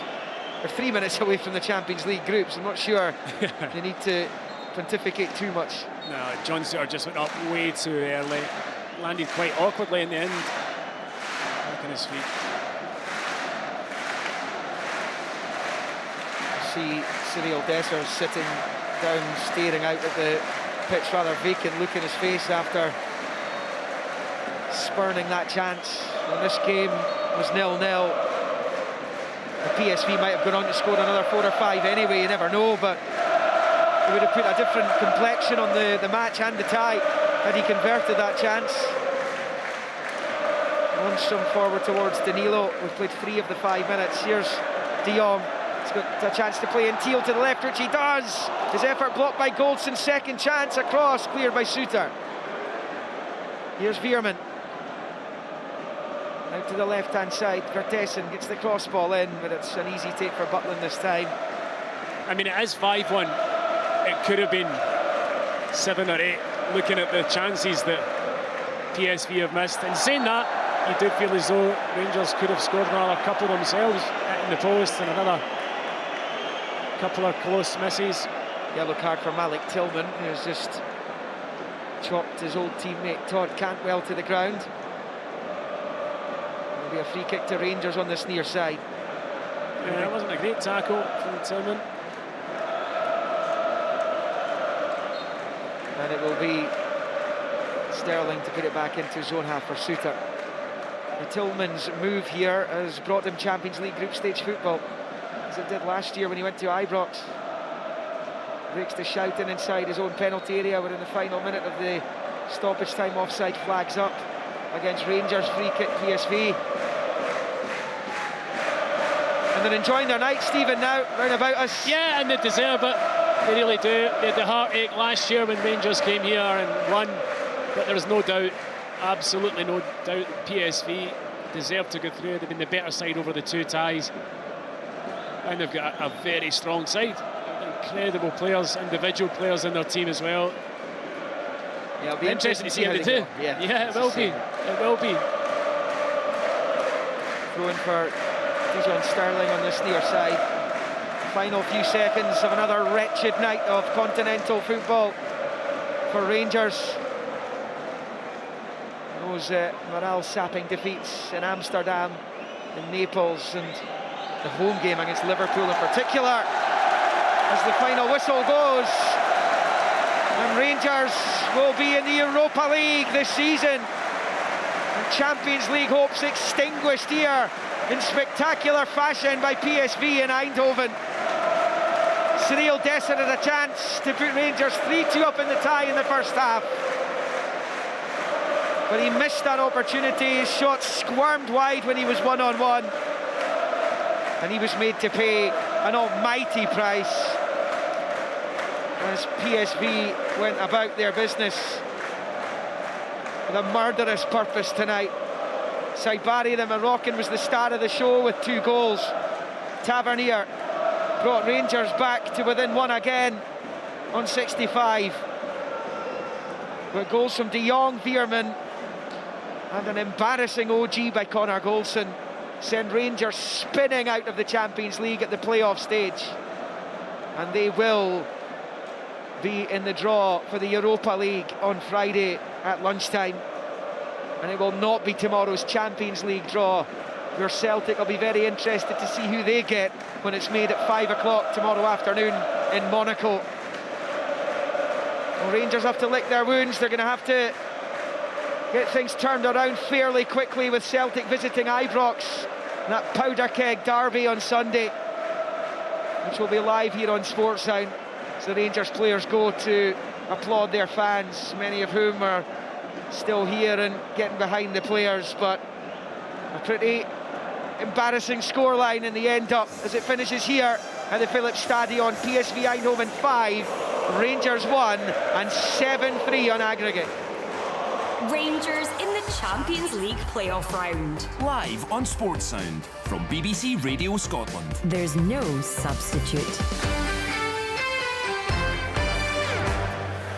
Yes, no doubt, a sobering and at times humiliating night for Michael Beale's side. So 𝓳𝓸𝓷𝓲𝓷𝓰 with a double, 35 and 54. James Tavernier very briefly looked to have given Rangers hope on 64 minutes. 2 minutes later, De Jong made it 3-1. Then Veerman on 78, 4-1. And that embarrassing own goal from Connor Goldson on 81 minutes. A comprehensive victory for PSV. No doubt they're a very, very good side. As for Rangers, they were a long way off it this evening. They will drop into the Europa League. That draw will be made on Friday. They will be in pot 2. Neil McCann, your thoughts on that Rangers performance this evening? Yeah. 1 second, we'll just go quickly back to Stadium Mills. Yeah. I think it's Raskin and Noah Lang maybe getting involved there. Liam, are you there? Yeah, sorry, Kenny. Neil's just pointed out, flagged up the players who are involved. For some reason, Nicholas Raskin's got himself embroiled with 2 or 3 PSV Eindhoven players. There was a bit of shoving. I'm not sure if there was anything worse than that, but there was certainly a head-to-head or two. Todd Cantwell got involved as well, and then there was I think it was a member of the stadium staff then pulled 𝓳𝓲𝓷𝓲𝓷𝓰 away from 2 or 3 PSV players, as the frustration and angst clearly boiling over down on the pitch there at full time. All the Rangers players have since been taken off the pitch now. They're all the way up the tunnel. Clearly, they're clearly hurting from what has been a pretty embarrassing evening for them. The PSV players have moved away from the scene now as well, and they're going to celebrate with their supporters, celebrate their place at the top table of European football. But clearly there was an ugly finale to the evening for the Rangers players down below us. Wait and see if there's any repercussions from that. We will get reaction from the Rangers camp in the next sort of half an hour, hopefully. Yeah, we will hear from Michael Beale live on Sports and Neil McCann. So your thoughts on that Rangers performance? Yeah, I think Rangers were well off it tonight, Kenny. I felt before the game, if they got their game plan right, they were brave, they executed it, they absolutely had a chance. To get themselves back into the match through James Tavernier again, and then to concede only a couple of minutes later is just, I mean, it's soul destroying if you're a Rangers fan, because you think, right, there's a bit of light here, having not played all that well, and then you just concede a really soft goal. This zonal marking from wide. Talk to me about it. Explain the thinking behind why so many managers think that's the right way to go. So, listen, Kenny, so many teams do it now, and I'm talking about all the top teams will do zonal marking generally. I don't know, maybe I'm missing in the stats. The stats must show and must suggest that is the preferred way and the best way to defend against wide free kicks. There's a spread along your 18-yard line generally. You're responsible from your area and a couple of yards in front.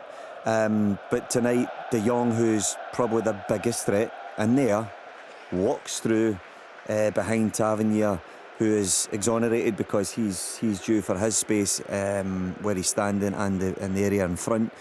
But he walks in front of Lammers and just puts his head on it and gets PSV back into a comfortable position. It's really, really poor. I think when Lammers come on, Rangers look more of a threat. Danilo, they get into better areas of the pitch, but then they go and concede another 2-3 goals.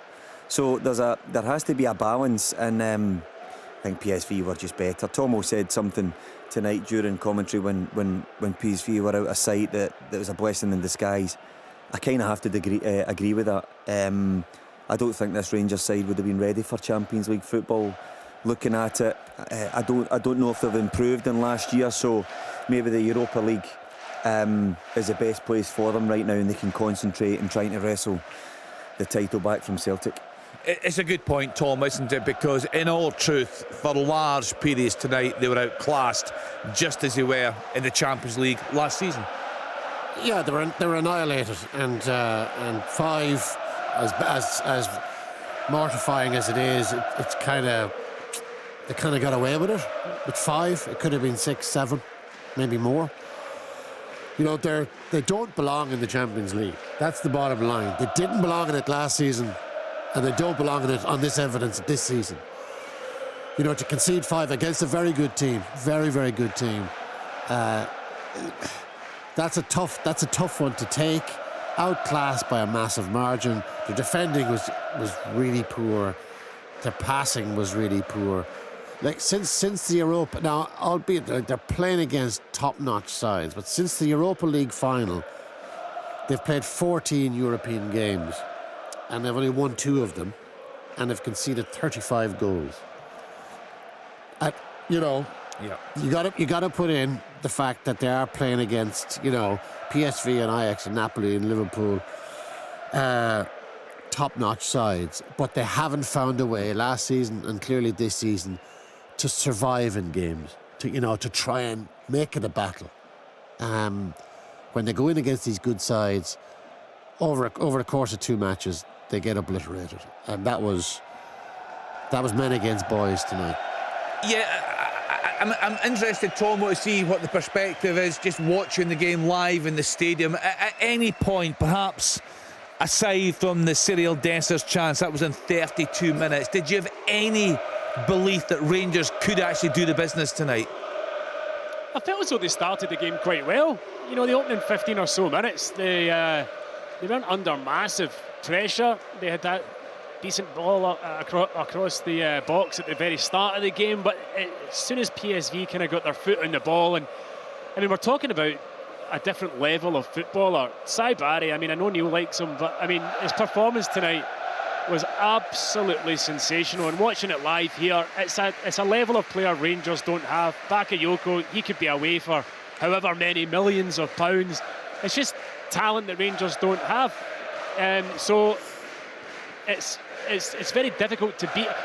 I said before the game, you're going to have to put in the best performance, a level of performance that we haven't seen to be able to beat this team. Rangers were going to have to raise themselves to way above and beyond what their capabilities are to have gone through this game. And sometimes you get the odd game when that happens. Sometimes in big games you can raise your game and you'll beat a better team, and it takes a real amount of effort and it takes a real amount of organisation and work rate from the team. And there was nothing really wrong with Rangers' work rate tonight, but they were playing against a better team, a far better team, and ultimately they've paid the price. And this, you know, Neil's just reiterating what I said there. This team isn't ready for Champions League football, and having seen what happened last season, I do think the Europa League's right for them, and I hope that they can improve and you know, go into the Europa League and have a decent enough competition in it, because what we don't want to see is our teams getting thumped in European competition. It was embarrassing a wee bit last season with the Champions League. Tonight, obviously, is not a great look for one of our biggest clubs, you know, so you want them to do well. You want all the teams that are involved in European competition that are Scottish to do well, but they're not at this level. So, you know, you've got to hold your hands up sometimes. Beale, he's trying to kind of rebuild the team, and to be thrown into the Champions League with the sides that they would have been in with, that's an impossible task. The Europa League is going to be tough enough to rebuild kind of on the hoof, but it's an easier, in inverted commas, level of opposition. It's a more kind of forgiving, again in inverted commas, competition to try and bed in your new signings. It's three wins out of 14. I think I said 2 wins out of 14. It's still a sobering statistic when they go in against the big boys. And PSV are, let's not beat about the bush, they are an exceptional side. I mean, I don't think they're not, you know, they'll be competitive, I think, in the group stage of the Champions League. But that team might break up because they've got so many good players, so many good young players. I think the real moneyed clubs of Europe now might be circling. They already are circling, but there's 3 and 4 players in that team between, you know, 20 and 24 that could be ripe for the picking for some of the bigger clubs around Europe. They're a very good side. They showed it tonight. Rangers are just not at this level. You wouldn't expect them to be at this level. Europa League awaits. You hope that they get a kind draw. And this is a tough one. I think it looked tonight as if Rangers players didn't believe in the match that they were good enough to get a result. Matondo showed flashes tonight why Michael Beale has preferred him to Hagi, and then Hagi leaves. But looking at it, I think PSV are a very good side, and I agree. Veerman, Sangare, the front 4 players of Bakayoko and Lang and 𝓳𝓸𝓷𝓷𝓷𝓰 in particular, supporting De Jong, I think are good, but defensively I don't think they're brilliant. But they didn't have to be tonight. No. And the way Michael lined up in the first half, I didn't think it worked at all.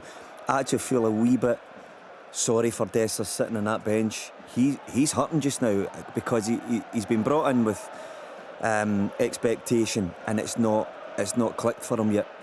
Danilo.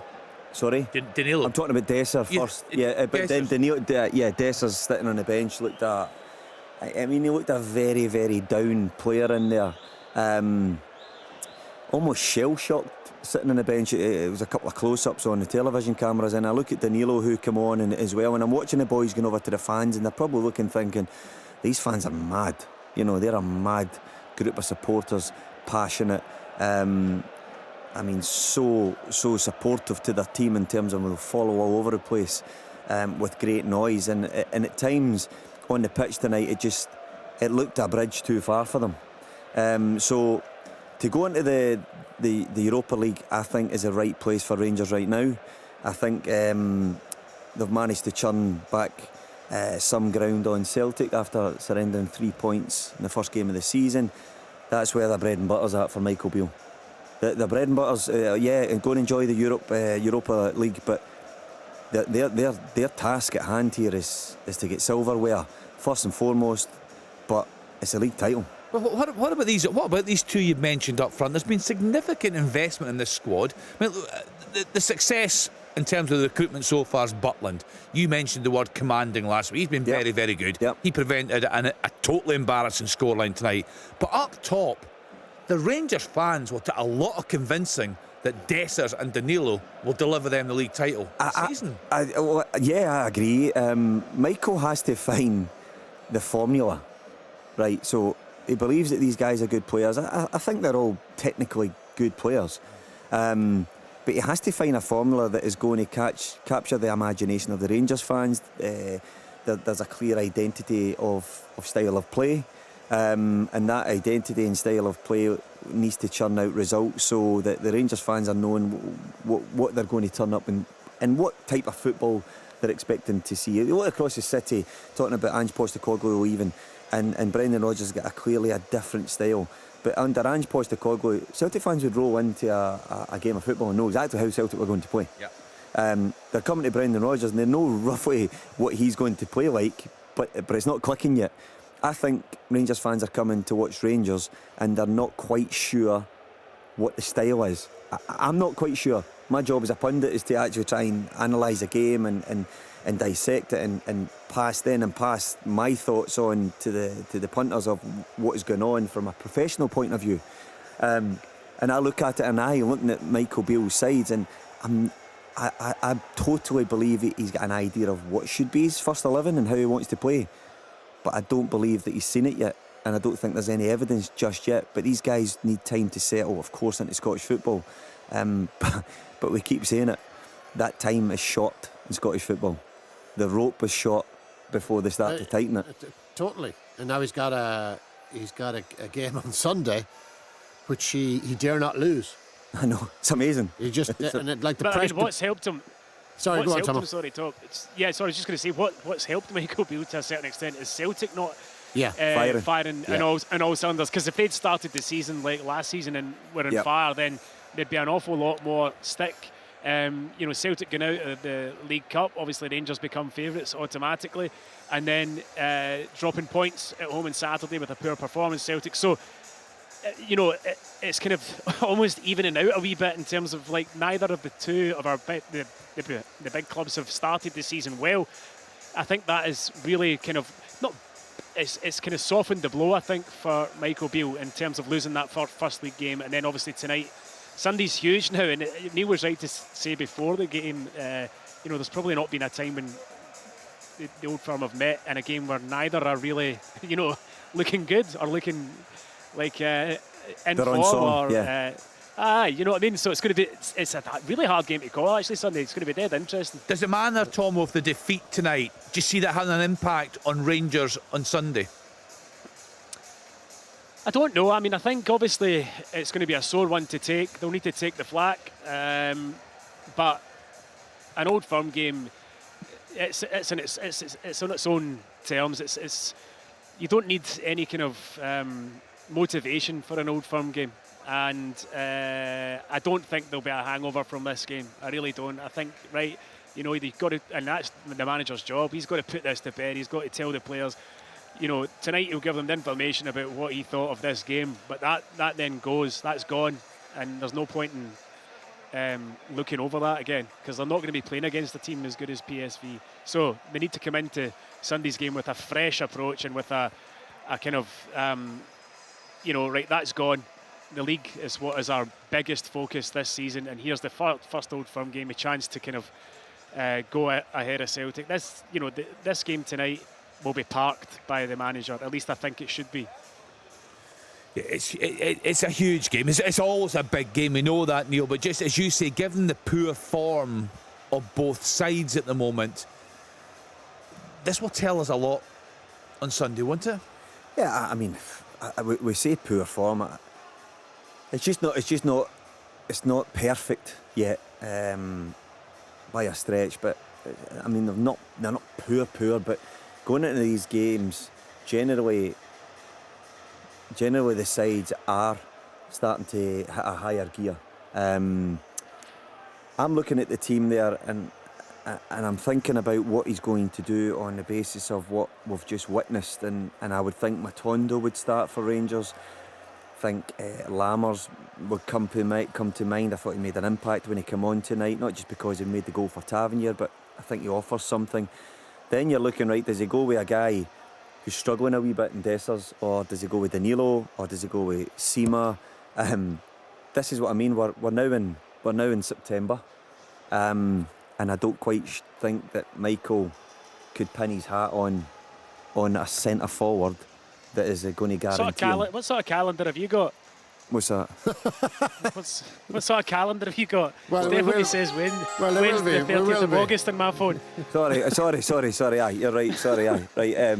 So I think that we're early in the season. So I meant, Tomo, that we should still. We're under a right few games, and you should know. You should be able to know, right, that this is my spearhead for the team, and as yet, we still don't know it yet. We still don't see it yet. You look at the signings he's made: Cifuentes, Danilo, Dessers, Lammers, Sima, Dowell.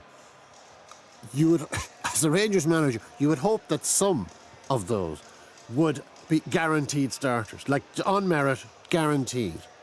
But they weren't tonight. But they're not. Yeah. But none of them are. None of them are. Cifuentes comes and goes.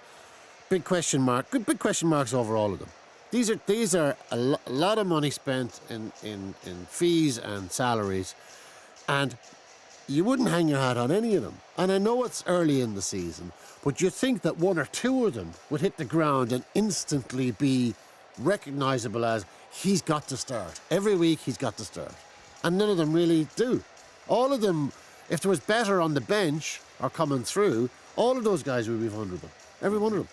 Is it a 50-50 game for you, Neil, on Sunday? Yeah, 100%. Yeah, Rangers slight advantage with the home advantage. Yeah, with no fans in there. Yeah, with no fans in there, which again, it's we've had this discussion plenty of times. That absolutely shouldn't be the case. It devalues the fixture. Totally.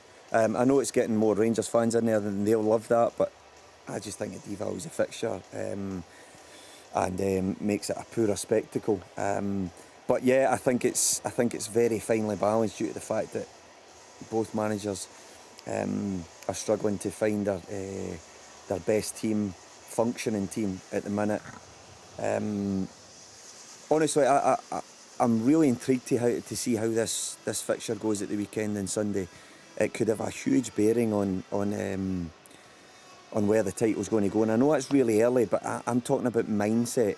I'm shocked that just now there's not more activity across in Celtic Park right now for the transfers for Brendan Rodgers. I fully expect there'll be a bit of panic in terms of the last couple of days of the window generally just goes crazy, and I can see a couple of arrivals across the city. So what do they need? Centre half cover, and they need another striker? I would say they have to. Yeah, I'm looking at it, and I'd be very surprised if they don't strengthen in that area. But I don't know if I see anybody else coming into Rangers, unless one or two go out, that it might throw up a last minute thing. But I think that squad could be pretty settled. But Michael has to find a way of making that squad that he's assembled hit higher gears than what they're doing right now. It's so much in the balance on Sunday, so much in the balance. Celtic did, of course, make a signing today, Tom, and this one's been talked about for quite a while, but I've heard Celtic fans talking about they feel perhaps they need another keeper in, that Joe Hart maybe isn't the answer this season. A couple of early mistakes from him. We know that Kyogo's been carrying a shoulder injury, O's been out injured, centre-half they've been hit there with injury as well, so you would expect a fair bit of more activity from them to add to their signing today? Yeah, they need... Well, I mean, it's not me saying that. Brendan Rodgers has said it. They need quality, is the word he used, and they need starters. They don't need squad players. They've brought in Luis Palma, the Honduran winger. Today, I don't think he'll be the only one that comes in the next few days. But they have a situation when the centre halves. They've obviously been deep. Are they ready for Champions League, Tom, in your opinion? Absolutely not, based on what we've seen so far. I mean, they've failed to score in 2 domestic games in a row. That hasn't happened in 5 years, I'm told. Back-to-back domestic games, goalless. So they don't look ready at all. They don't look next to ready.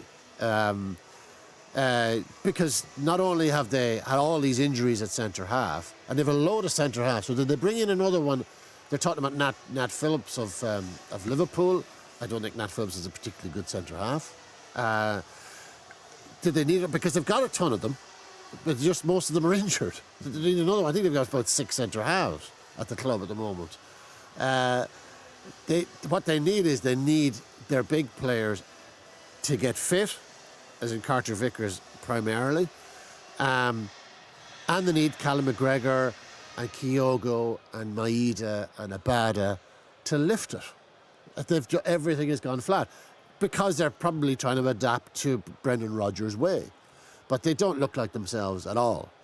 They're missing Jota, obviously, so they look vulnerable. But there weren't that many changes, were there? I mean, so Jota left, Starfelt was allowed to leave. Yeah, but the kind of spine of the team isn't functioning. Joe Hart is fine, but they need backup. The two centre halves, Starfelt and Carter Vickers, they've been broken up. One injury, one gone. McGregor, the totem of the team, isn't playing nearly as well as he can play. Hatate's an interesting one. Hatate has been injured. He wasn't selected initially by Rodgers. You don't know what his status at the club is. Kyogo, last couple of games, hasn't been himself. He's trying to play a different role, dropping deeper. Out wide, they're not getting the goals. Jota's out. Johnson was injured. Johnson is they've been very, very unfortunate with injuries. Really, really unfortunate. But the rest of the go-to guys aren't getting it done at the moment, and it all looks second half of the weekend. They looked a very poor side. They really toiled, very unthreatening. So they have a lot to find, Celtic. But Rangers have a lot to find. You know, as you said, the two of them are going into this game, both of them wounded in different ways. Both are under pressure as well. Both managers are under enormous pressure. I mean, we're all of the opinion, and I think when Rangers fans look at this game tonight, they'll probably think, what Stevie said there, and I commented on that. They're not ready for Champions League. It's not a big hammer blow that they're not in the Champions League because they're not ready. And it's not nice to go and perform like they did last season. So it's no big deal for me, that. But getting into this Celtic game, and we will be in September by the time it comes round, but I think Brendan Rodgers, as Tom says there, to not score in the last couple of games, he's out the League Cup. All of the stuff that was said about Brendan coming back, he's having to make sure that they get the fans back on side again. He's rolling into that not in good form. No, and the reception wasn't great when he round the pitch. Fans booing. Fans booing after the St Johnstone game. He's getting no fans. He's getting no support behind him at Ibrox going on Sunday. And then you've got Michael Beale going in there, and we've spoken about this side that's just. It doesn't have a hallmark of a style yet, in my opinion, and he's getting into this after just missing the big table. So if he loses that, I mean, that brings its own pressure as well. By the way, Celtic going out the League Cup brings another type of pressure to Michael Beale, because then he's a front horse, and they're thinking, right, he should be sweeping away everyone else, and that's no disrespect, but Rangers fans will now expect that he should lift that cup. Yeah, the thing is though, Tomo, there's no doubt they're both under pressure, and both have made slow, disappointing starts to the season as far as the respective fans are concerned. But what we do know is that Brendan Rodgers is a very good manager. He has delivered big time in the past. Surely in terms of Michael Beale, the jury is still out. Well, yeah, I mean, I think what Michael Beale has to do this season is deliver silverware, and he's now got a really good opportunity of winning the first silverware of the season. This was a stretch too far for them in terms of Champions League. It'll be interesting to see how he gets the squad up and running to cope with the Europa League, which rolls around quite quickly, you know. So that's going to be a test for him. What he doesn't want to do is, on the back of this game, go into Sunday's game and lose that at home, because then it just creates a kind of narrative, and when you lose 2 games on the bounce for Rangers at any stage, it's not good. But if they were to lose so heavily here, to not make the Champions League, and then to lose obviously at home to Celtic, then the negativity will start to kind of build. The jury's out on any manager until they win trophies. At Rangers, your job is to win trophies. That's the demand. You've got to win the league, you've got to win cups. Europe's a bonus, of course it is, but the bread and butter of a manager for Rangers or for Celtic is you've got to deliver trophies, and this season he has to do that. It's that simple. Yeah, I mean, Tom, we had a Rangers podcaster on the programme last week. We asked him what the expectations were this season. Obviously excited by the European occasion, he certainly was prior to the game at Ibrox last Tuesday night, but he said, make no mistake, it's about delivering the league title this season. That's what Michael Beale has to do, and he's been back to do it.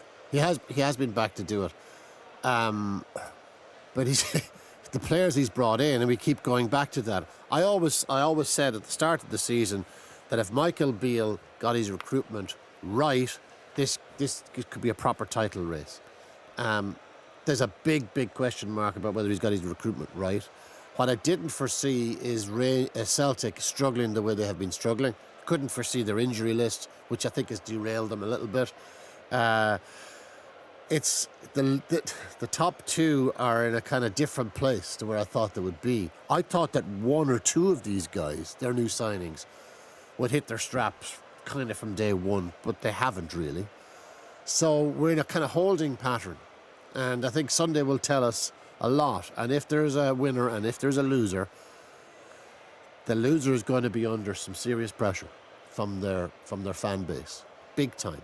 And I couldn't call it right now. I couldn't call it because they're both wounded animals, and there's both uncertainty, and there's both a little bit of rancor behind the scenes, you know, amongst the fans. I mean, from both sides. I would imagine Rangers are getting ripped apart by their own supporters tonight for that performance. It's Sunday. It was always going to be fascinating, but because of the kind of state the 2 of them arrived to Ibrox in, I think it has a kind of grisly fascination about it. Yeah, that's a good way of putting it. Yeah, I know what you mean, because it's listen, I think it could be blood and thunder on Sunday. Yeah, I do, in order just to try and just gain the upper hand in the early stages of the football match. It's quite interesting how the season started out. St Mirren, you know, but for a late goal, could have been riding high up there at the top of the league. Motherwell going well. It's what the other sides outside the Old Firm want. You see, is Celtic and Rangers not firing, spending money, and not firing yet, and thinking we've got a wee chance here. We can, you know, there's always a dream, there's always optimism. Can we pack mentality the Old Firm and just pick bits off them? I think all managers should always think about that outside the Old Firm. But it's fascinating I'm really looking forward to going and working in the game and seeing how Brendan Rodgers approaches it early on. Does he go and have a right good go at this team and think, right, they're vulnerable after losing heavily in a European... Everybody knows coming back from a European night is very, very difficult. Very, very difficult. So it'll be really intriguing to see what kind of team Brendan picks. Maeda starting on the right at the weekend. Will he go back to the left again? Abada, as Tom touched upon.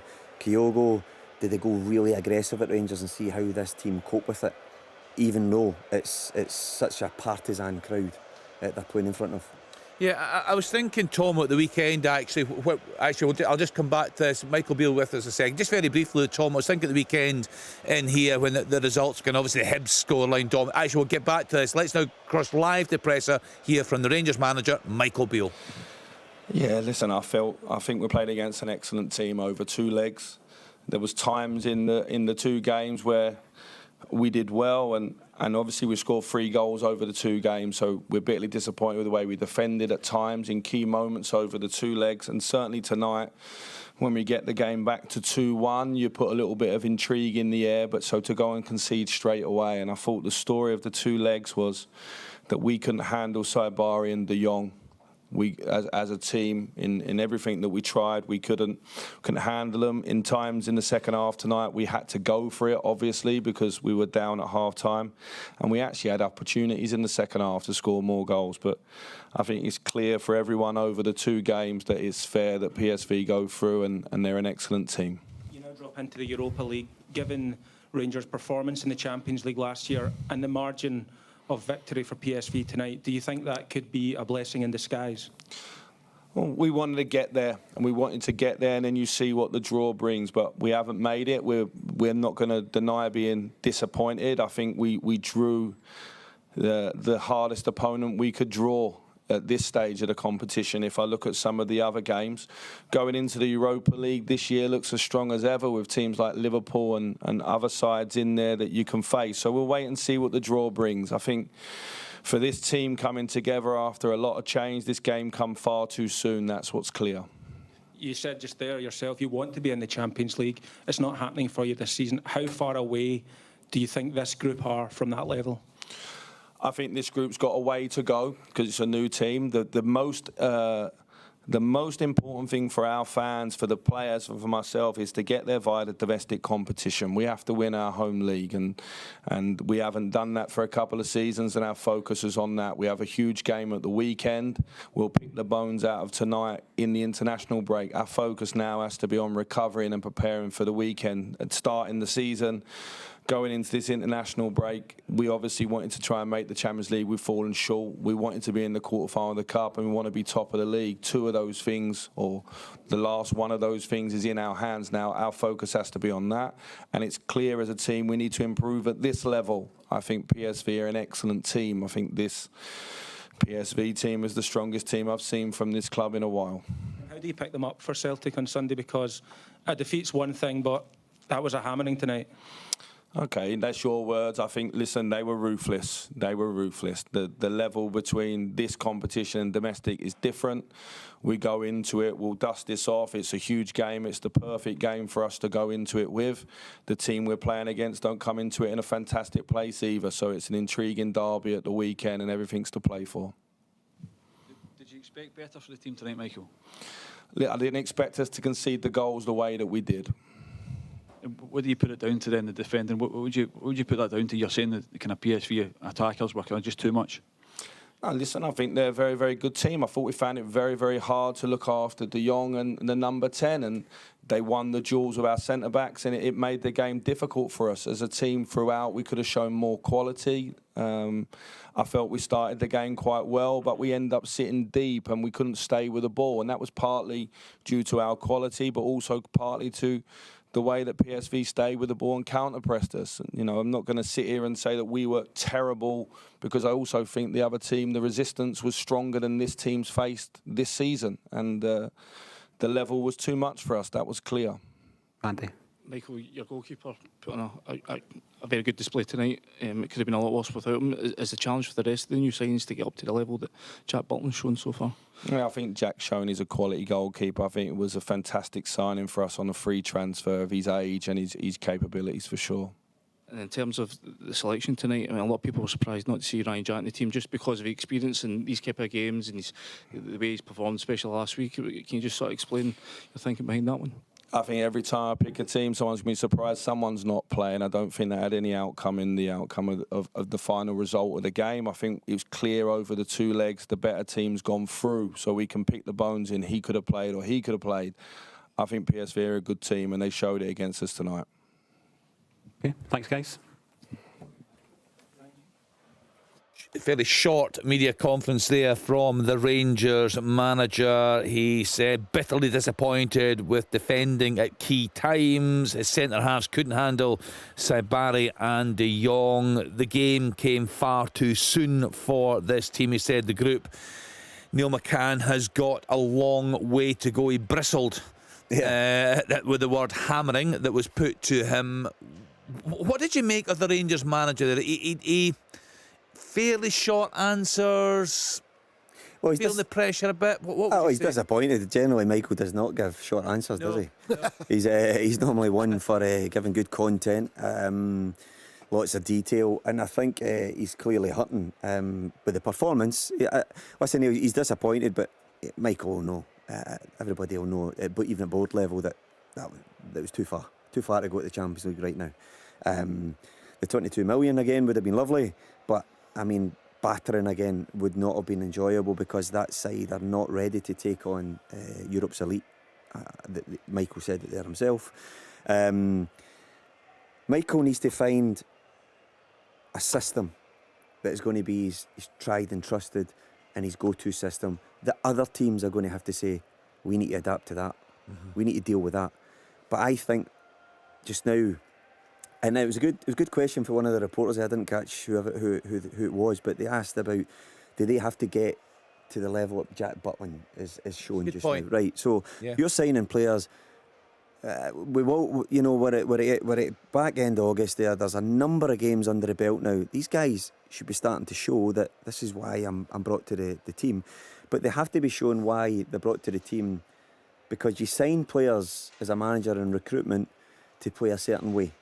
You don't sign good players and think, right, I can adapt that. You actually say, this is how I want to play. Or you maybe have 2 or 3 formations that you can maybe fluidly move to. And guys might be flexible to go and play different types of formations. But essentially, you're buying for specific. Like Ange Postecoglou did. Yes, Ange Postecoglou did it. So you're buying general. I mean, you're trying to recruit. I need a proper number 9, or I need a target man. So you've got a guy who can come off the game, or you maybe want a poacher, or you maybe want a target man. And then, right, you want a number 10 that can play like in a wide position, but coming in to free up a fullback. So you're really specific in what you're looking for, but there needs to be a degree of flexibility. 3 players started tonight out of his signings. 3. And I think if Kemar Roofe would have been in that squad, that would have been 2, because I think he would have started ahead of 𝓤𝓸𝓲𝓷𝓲𝓷𝓰. So therefore, I think that question was a really good one to say these guys need to start showing now. It's frustrating for a manager to picks a formation, picks players, and they're not performing, so then he maybe has to change his formation and then his personnel during that game. So it's probably a fault on the players that they're not doing it yet. But I still firmly believe that Michael has to nail down a formation and say, right, these are the guys I'm choosing for a reason. I bought them to this club, and this is how we're going to play. And opposition have to deal with that. And so far, he's changed a wee bit in order to get the best of the guys. But he's changing because they're not giving him a reason to keep picking. Yeah, that's what I mean, Tom. That's what I mean. They just, he obviously wants to get on a settled side.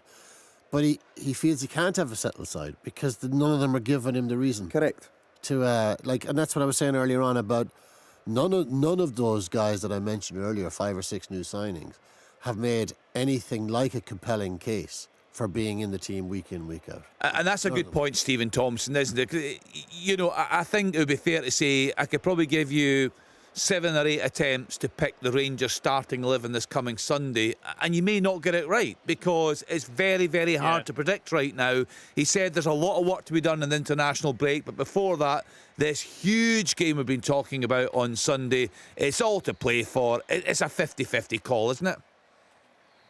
Yeah, a manager's dream is a team that picks itself. When players are playing at a high level and you don't need to make changes week in, week out unless it's for injuries or if somebody comes off the bench and does something incredible. Right now, he doesn't know his best team and it's going to take him a while to work that out. But in the meantime, there's massive, massive games. You've got the Old Firm game. and then very soon you'll have the Europa League games, etc., etc. So it becomes a problem for him, and trying to get the players' confidence levels up, certainly the strikers.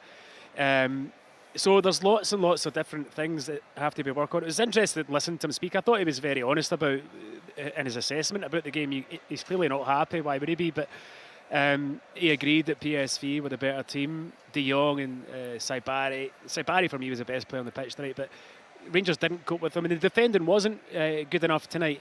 And actually, I'd say that's the one part of the team, ironically, from goalkeeper and back four, that has been steady for Rangers. You know, with Suter and Goldson, and obviously Tavernier. 𝓤𝓷𝓲𝓷𝓲𝓷𝓰, we'll see how his injury has come Sunday. Be a blow if he wasn't playing for Rangers. But that's the one part of the team that has been operating, and you know what you're going to pick, and you can rely on those players, I think, to a certain extent. Moving forward into midfield and up front, you're right, it's a lottery at the minute, because you know I couldn't sit here and tell you what I think is going to happen on Sunday. I'd imagine Jack would come back in for his kind of experience in these types of games, but out with that, it's difficult to see what he's going to do. So it's a problem for him, and it's a problem that he's going to need to work out quickly, because as I said, the greatest feeling for a manager is finishing a game and knowing, right, well, basically I'll be picking that same team again next week. And that's where he needs to get to quickly. Yeah, there's probably only 2 or 3 that you could, well, maybe 4 or 5 you could name as absolute certain starters. Butland has been great, Connor Goldson, Suter, maybe not great over these 2 games, but they look a fairly solid partnership. As Tomo said there, we'll wait and see what happens with 𝓤𝓷𝓲𝓷𝓲𝓷𝓰, but of course the man that will definitely start as a captain, he scored again this evening. James Tavernier has just been speaking in the mix zone out in Eindhoven.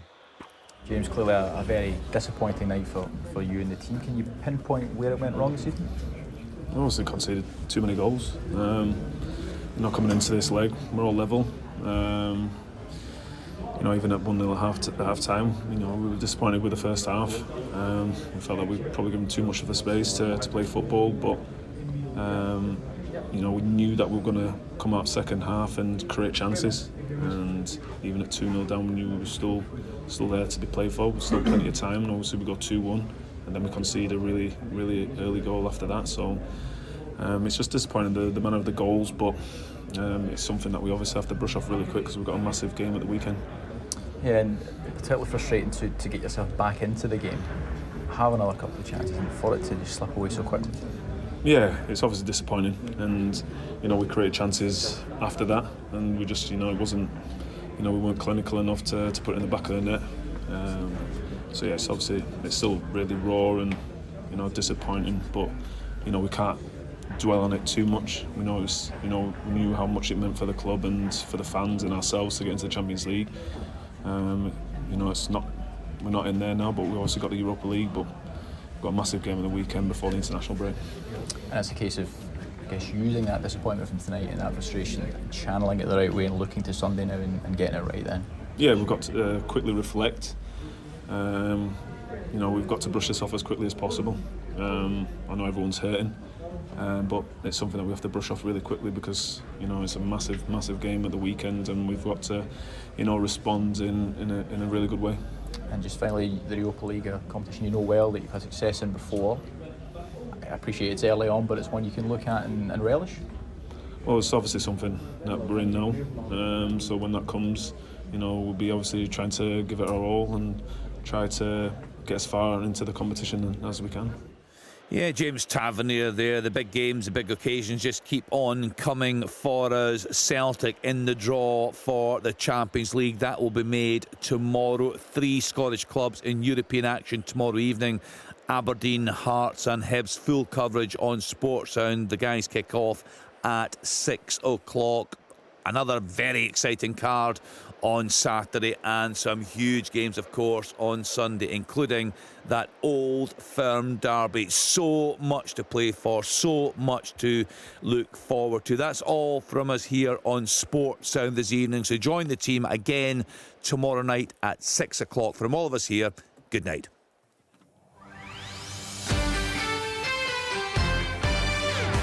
It's now time to rejoin listeners on Radio Scotland.